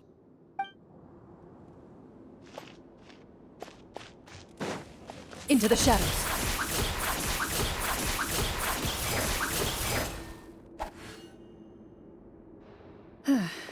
So, how are you doing? Feeling any better? What just happened? Do you remember how you got here? Or what happened to your body just now? I remember now. I brought you here because I wanted to... The explosives in the cave! You mean these? Huh? How did you... I could tell something was off the moment I stepped into this cave, so I kept an eye out. I've already dismantled the whole thing. So the strongest champion duelist in all of Fontaine saved the day once again.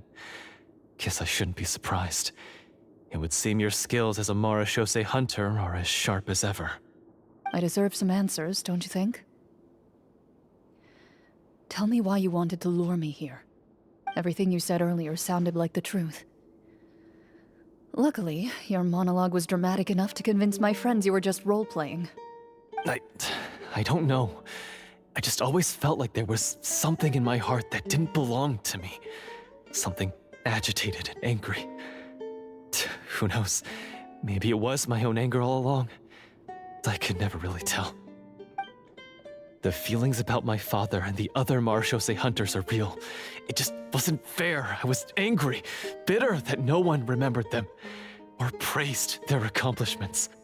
I don't know when it started, but at some point, my anger came to completely consume me. At that point, I remembered the legend my father used to tell me.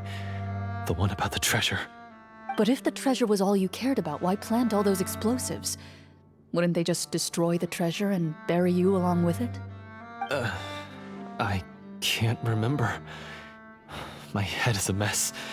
It felt like there was this voice telling me to eliminate the hunters, but now it's gone. From your description, I suspect you were dealing with a Devorator. Devorator? Oh, your master...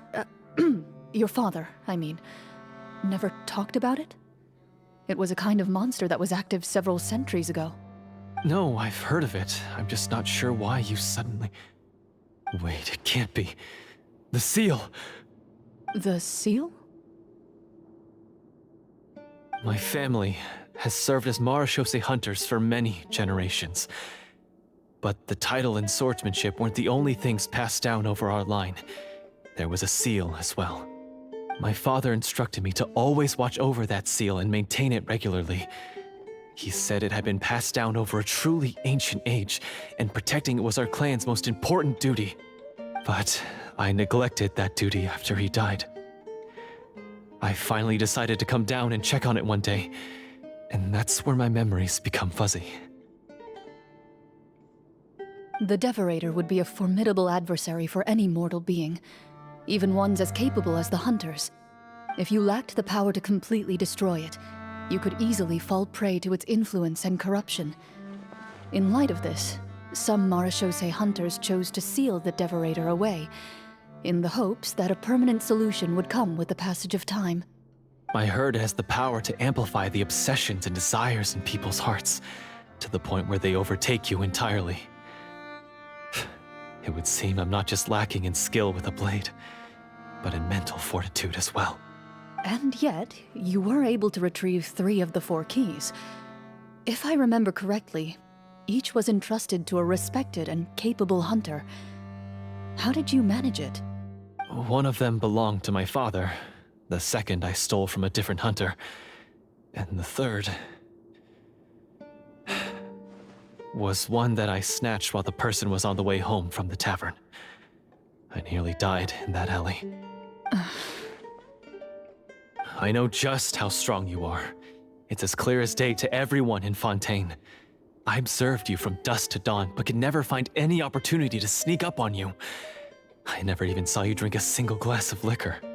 The only way I could think to obtain that last key was to lure you here using your hobby, and then... Oh, I get it now. That monster, it wanted to bury you here alongside the treasure. I won't comment on anything else, but the script was good. Well, I did pour my heart and soul into it.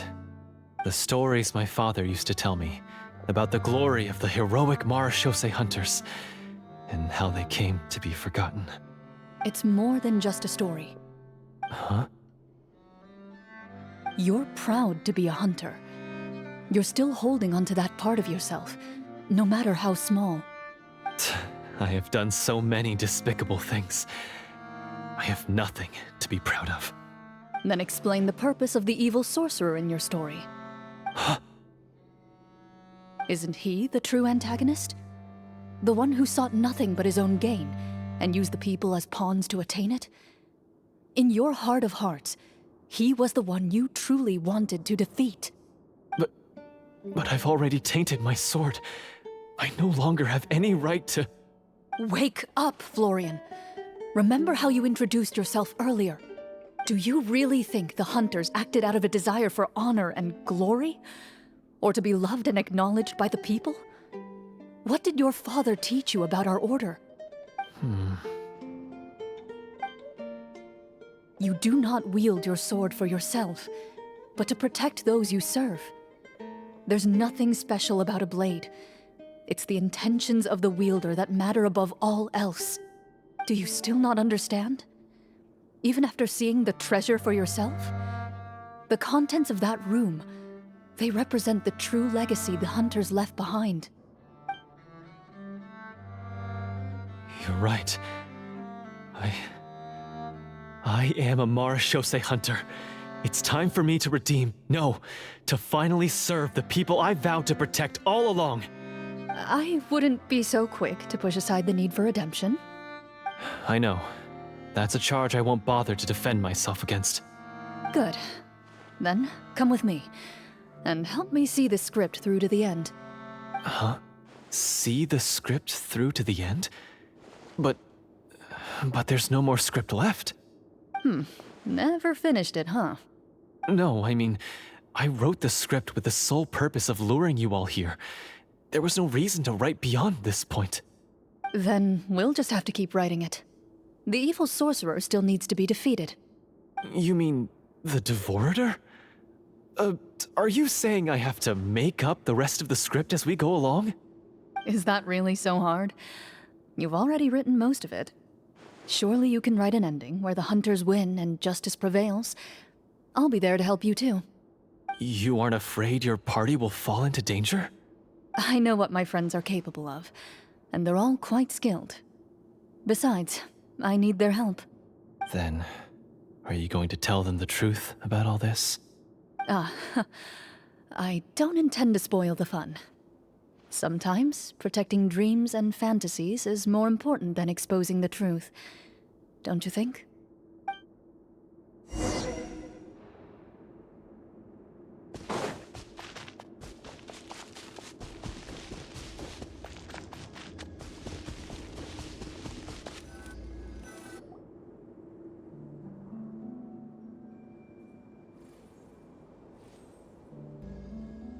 They're back!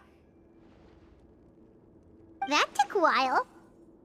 Ahem!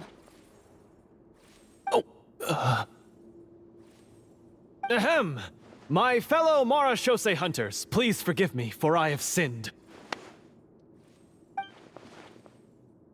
Tone it down. Sorry. After crossing swords with you and witnessing your courage in battle, I've rediscovered my true self and regained my pride as a Marashose hunter. Oh, do I smell a redemption arc? I confess, I was brainwashed by the evil sorcerer. He asked me to lure you here so he could bury you in this cave. That little... Wait, you're saying all of that wasn't you, but the evil sorcerer? That's right. He's adept at manipulating the hearts and minds of the people. I fell under his influence because I did not possess a strong enough sense of will.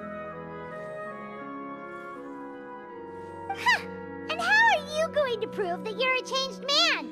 We're not going to fall for the same trap twice. To be perfectly honest, I only came to my senses after seeing the treasure. It reminded me of my father's past teachings. The treasure was actually... The names of all the Marashose hunters from ages past and their weapons? Wait, you already know? Of course. Don't underestimate a veteran role player's exploration skills. Oh, wait, I mean Marashose hunter Navia's exploration skills. We just finished reading through the content of the stone tablet. That tablet recorded the lives of some fascinating people. For example, this Marashose hunter called Est. She inherited the responsibilities of the Golden Hunter and passed judgment on many people. But in private, she had a very easygoing personality. Her favorite pastime was singing and dancing with her friends, and she was said to have a beautiful voice. So, she was just like you. Oh, you really think so? Well, when you put it that way, I suppose I also have a few things in common with this Walter. Working as an executioner, he supposedly used a countless number of tricks to confound his enemies in battle. Oh, if only I could have seen the feats of magic he pulled off back then. Their lives were all so exciting. You could write so many cool books about their accomplishments. How could they have all been forgotten? Because they chose to be. To hunt monsters that only appear in the shadows, you must also operate in the dark. To be a Marashose hunter is to willingly give up on wealth and fame. Then this stone tablet must have been left behind by their companions. That's right. Few Marashose hunters ever revealed their identity to the public. They always protected the city from the shadows. The only time they spoke of their accomplishments would be at night, when they gathered with their fellow hunters in front of the bonfire to share stories of the monsters slain by their hand. So, this tablet was created not so that the hunters would be remembered by the people, but so that they would be remembered by each other. No wonder this place was so well hidden. You regard the stone tablet in solemn silence. The names of your comrades etched onto its surface serve as a reminder that you are never truly alone. The tablet proves that, although a hunter walks a shrouded path, it is not a solitary one. There will always be those who walk beside you, a fact that remains as true today as in ages long past. Their legacies shall continue to be passed down from generation to generation, as everlasting as the stone onto which their names are carved. Father, you once told me that I should seek out the treasure if I ever became lost. So this is what you wanted me to find.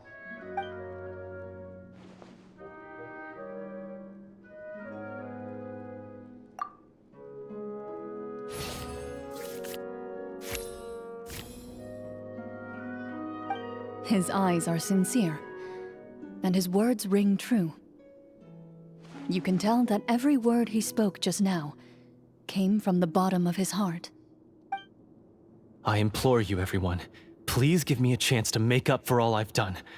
Allow me to fight alongside you and defeat the evil sorcerer that threatens the peace and prosperity of everyone in this kingdom. Well, I say we let you join. Sounds good to me too. Everyone makes mistakes. What matters is what you do to make up for them. I have no objections, but... Mr. Florian, do you even know how to defeat the evil sorcerer? When he took over my mind, I gained some insight into his thoughts. Every time I thought of the treasure, he reacted with a strong sense of fear. Huh?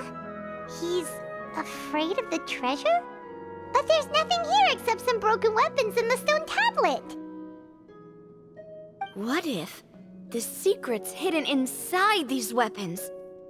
GM, permission to investigate.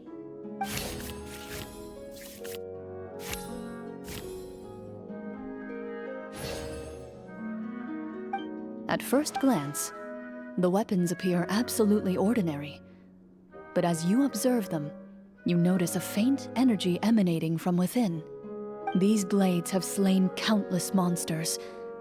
Though it's been a long time since they were used in battle, their edges remain sharp, as if they're simply waiting for the next worthy hunter to carry on their legacy. So basically, take these with us, right? I'll take this weapon, since it used to belong to Est. Maybe it'll find comfort in being held by someone who appreciates the arts. Ah, good idea. I'll take Mr. Walter's bow then, from one archer magician to another.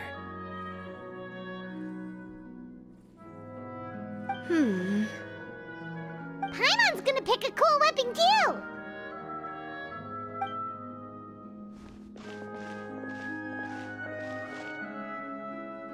As you grip your weapons, you can almost feel the will of past hunters coursing through your being. It's a feeling of courage, determination, a silent vow passed down from generation to generation that says, eradicate the monsters, no matter the cost.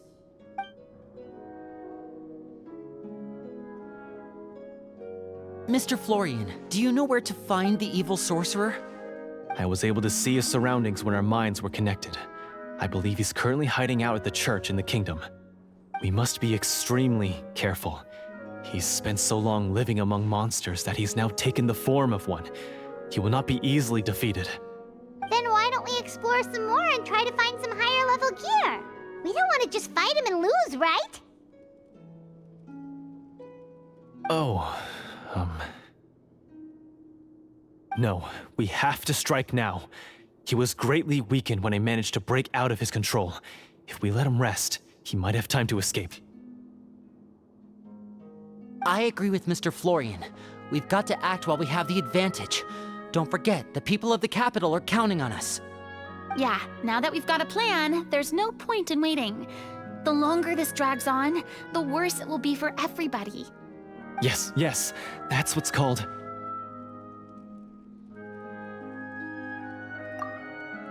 Yes, that's exactly right. Alright, you've persuaded Paimon.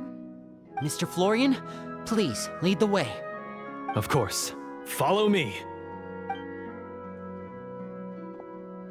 He had to set up so many scenes today, and now he has to join in for this last part. I really don't envy his job. Finally, you decide to slay the evil sorcerer and bring peace back to the kingdom once and for all. As you walk away, you feel the gaze of the stone tablet at your back, as if all the hunters of the past are wishing you success in the battle ahead and awaiting your triumphant return.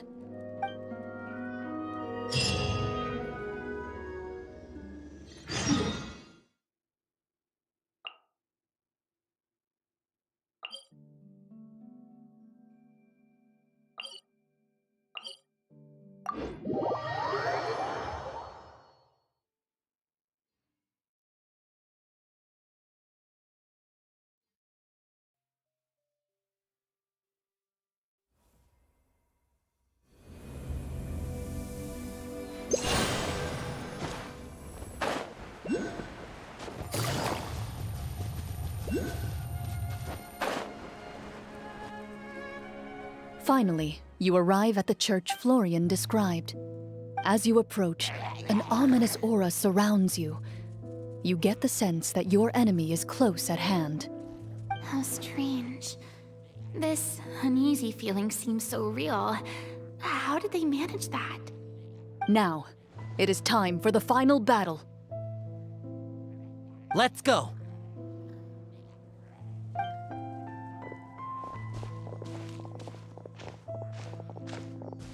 Florian, wait. What's wrong? I think you should wait outside. You've already been corrupted by the Devorator once. It could easily re-enter your mind and take control of your body. I don't think it's a good idea for you to be this close. If it corrupts you again, it's possible you might take on a new form entirely. That's exactly why I have to go. Why I should be at the very front. You mean... Yes. I intend to lure it into my body. That's too risky. If things get out of hand, I might have to kill you. Do you understand how dangerous this is? I understand, but if I do this, you'll have a clear and visible target. The Devorator will have a hard time passing up a chance to enter a body it knows how to control. You won't have to worry about any of your friends being taken over. You're not like me, Miss Clorinde. You're a just and powerful Marechaussee hunter. The monster broke free due to my error. It's only right that I shoulder the responsibility for its destruction. This is... something that I have to do. Consider it a duel to restore my honor. My only request is that you give it your all.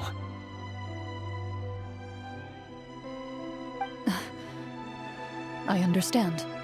Then, as a champion duelist, I hereby accept your request for a duel, and extend to you my most sincere regards. Thank you. The battle is now upon us. Let the Devorator once again tremble under the blade of the Marechaussee hunters.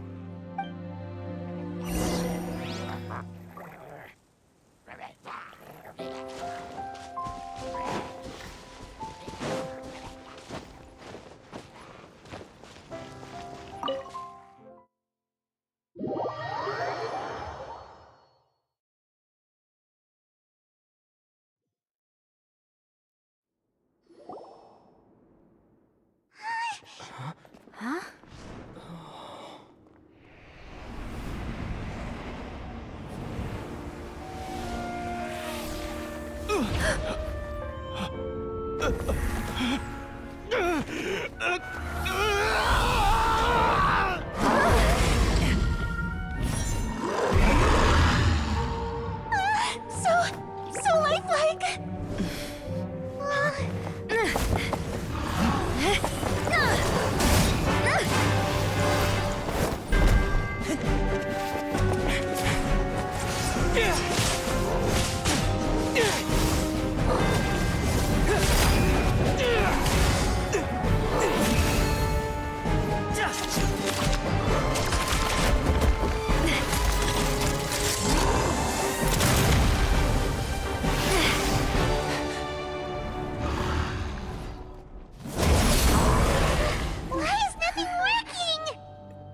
This foe is not invincible.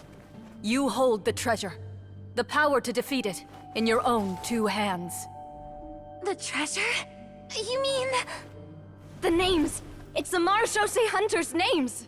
How are we supposed to... You forget, Paimon? There's still one skill we saved until the very end. Hunters fight not for fame, but to aid the people whenever they are summoned. Walter the Marechaussee Hunter, master of 1,000 tricks, executioner of the Phantom Hunters, I call for aid! Est, the Marechaussee Hunter, inheritor of Cassiodor's will, judge of the Shadow Hunters. Answer my call!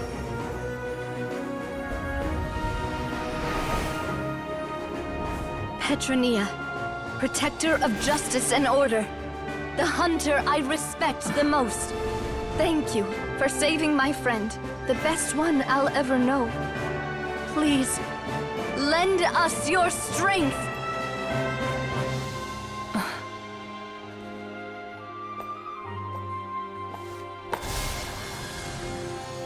We have come to answer your summons.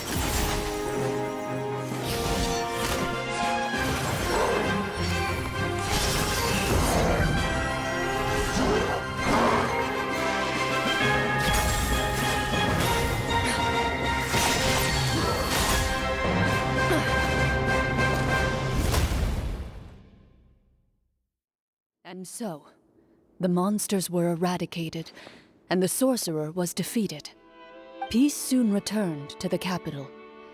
Those in the court, manipulated by the sorcerer, also recognized the errors of their ways. Some remembered the names of the heroes who saved their kingdom, but others simply continued their lives none the wiser. Such is the story of the Marechaussee Hunters, They pursue the phantoms in the darkness and exterminate all who pose a threat. They will always protect the city and those within it, even should all memory of their accomplishments be forgotten by the very people they serve. I'm assuming we've finally reached the end of the script. Yes, you've reached one of the better endings. It's a pretty solid story overall. I thought it was just an ordinary adventure at first, but the further we got into it, the more impressed I became with the production and the plot. That final battle especially. All the effects were super realistic. Oh, right. Yeah, totally. That's a really good point. I never expected the weapons we picked up from that vault would have that kind of effect. Yeah, mine nearly scared the daylights out of me when it started glowing. I took a good look at it after we got out, but I don't think it ever lit up again. Oh, we should probably give these props back, right? I'll just leave mine here. Did you have a good time? Of course. Let me know if another script like this comes around. Sure, no problem. Then I'll head back for now. I think I need some time to fully digest everything that just happened. Once Mr. Florian is awake, please pass on my regards to him. He must be extremely exhausted to have passed out cold like that. You're right. He's had a lot to deal with. Well, see you all some other time. Toodaloo!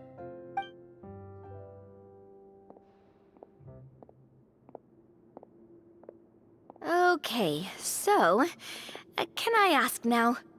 I think it should be fine, yeah. What in the world was going on back there?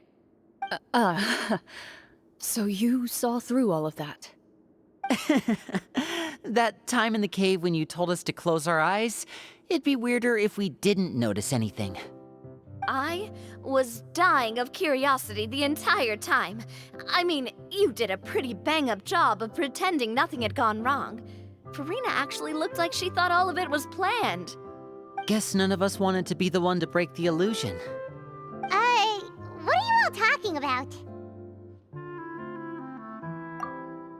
Oh, wait. Don't tell me Paimon never... No, this is all my fault.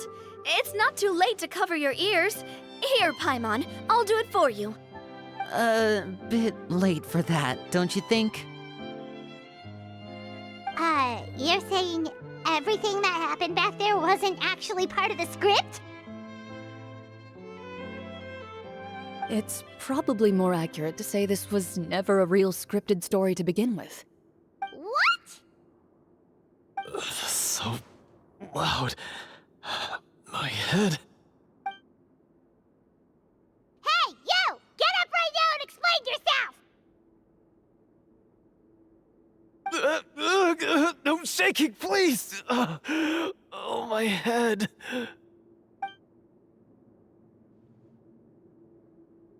Did Paimon just hear that right?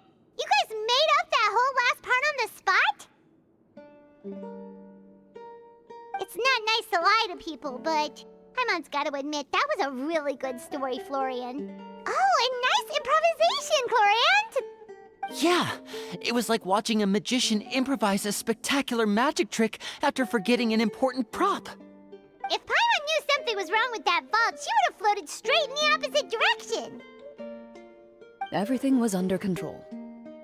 As if you've ever described a situation as being out of control. I'm pretty sure any situation you consider to be easy to handle would scare a reasonable person half to death. Guess I'm just used to it. You must run into a lot of unexpected situations then. That explains why you're so good at coming up with things on the spot. As for you, Florian...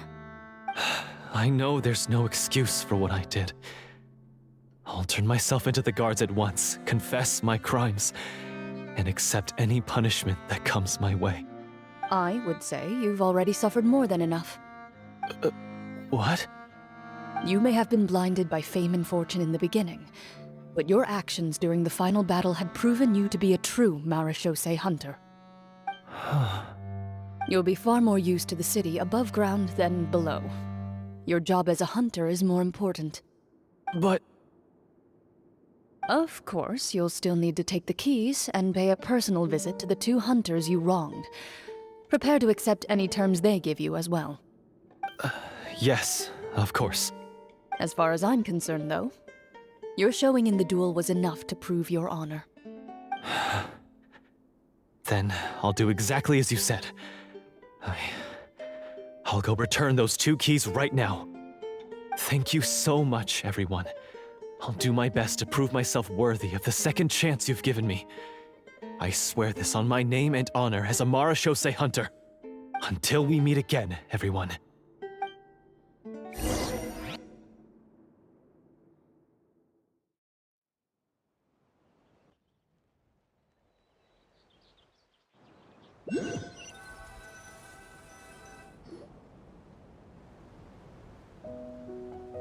Speaking of Marechaussee hunters, what should we do about the treasure in that cave? Leave it be. Are you sure? We could show it to people, make it so that the hunters are remembered. Don't you want that? No. Every name on that tablet made the same choice. All hunters know what the path entails. I am no exception. My identity as a Marechaussee hunter is not something I need people to remember. I wish only to be recognized as a champion duelist. Nothing more. That's certainly very different from the path of a magician. Still, I admire your decision. Wait! Paimon just remembered something. If there were no special effects involved, why did our weapons begin to glow during the battle? That's because the Marechaussee hunters of ages past would often imbue their weapons with special enchantments to suppress the monsters. Whenever a monster was nearby, their weapons would start to glow. Oh, so that's why they had an effect on that guy near the end. I really thought the summons were doing all the work. Well, I'm sure the summons were a part of it too. Oh? How so? This particular devorator probably hailed from the same era as the hunters we saw in the room. The names you recited all belonged to the bravest hunters. Countless monsters fell to their blades. That's likely why the devorator visibly reacted when you said them out loud. So the names held the power all along! Navia, everything you said during your summon. Huh? Oh, I meant what I said. I mean, it was true to my character, so yeah, I'm glad you heard it. Just don't make me repeat myself. It's embarrassing. I really appreciated those words. All right. Don't get all sentimental on me. Anyway, let's not talk about that anymore. I'm going to go on ahead. Don't fall too far behind now. She ran off! I should probably head back as well. This story was truly incredible. I might have to spend the whole night telling my siblings all about it. Goodbye.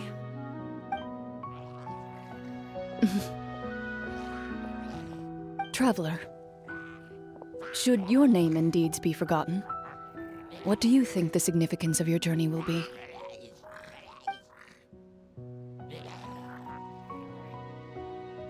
I suppose the significance would be the journey itself and the world we helped create.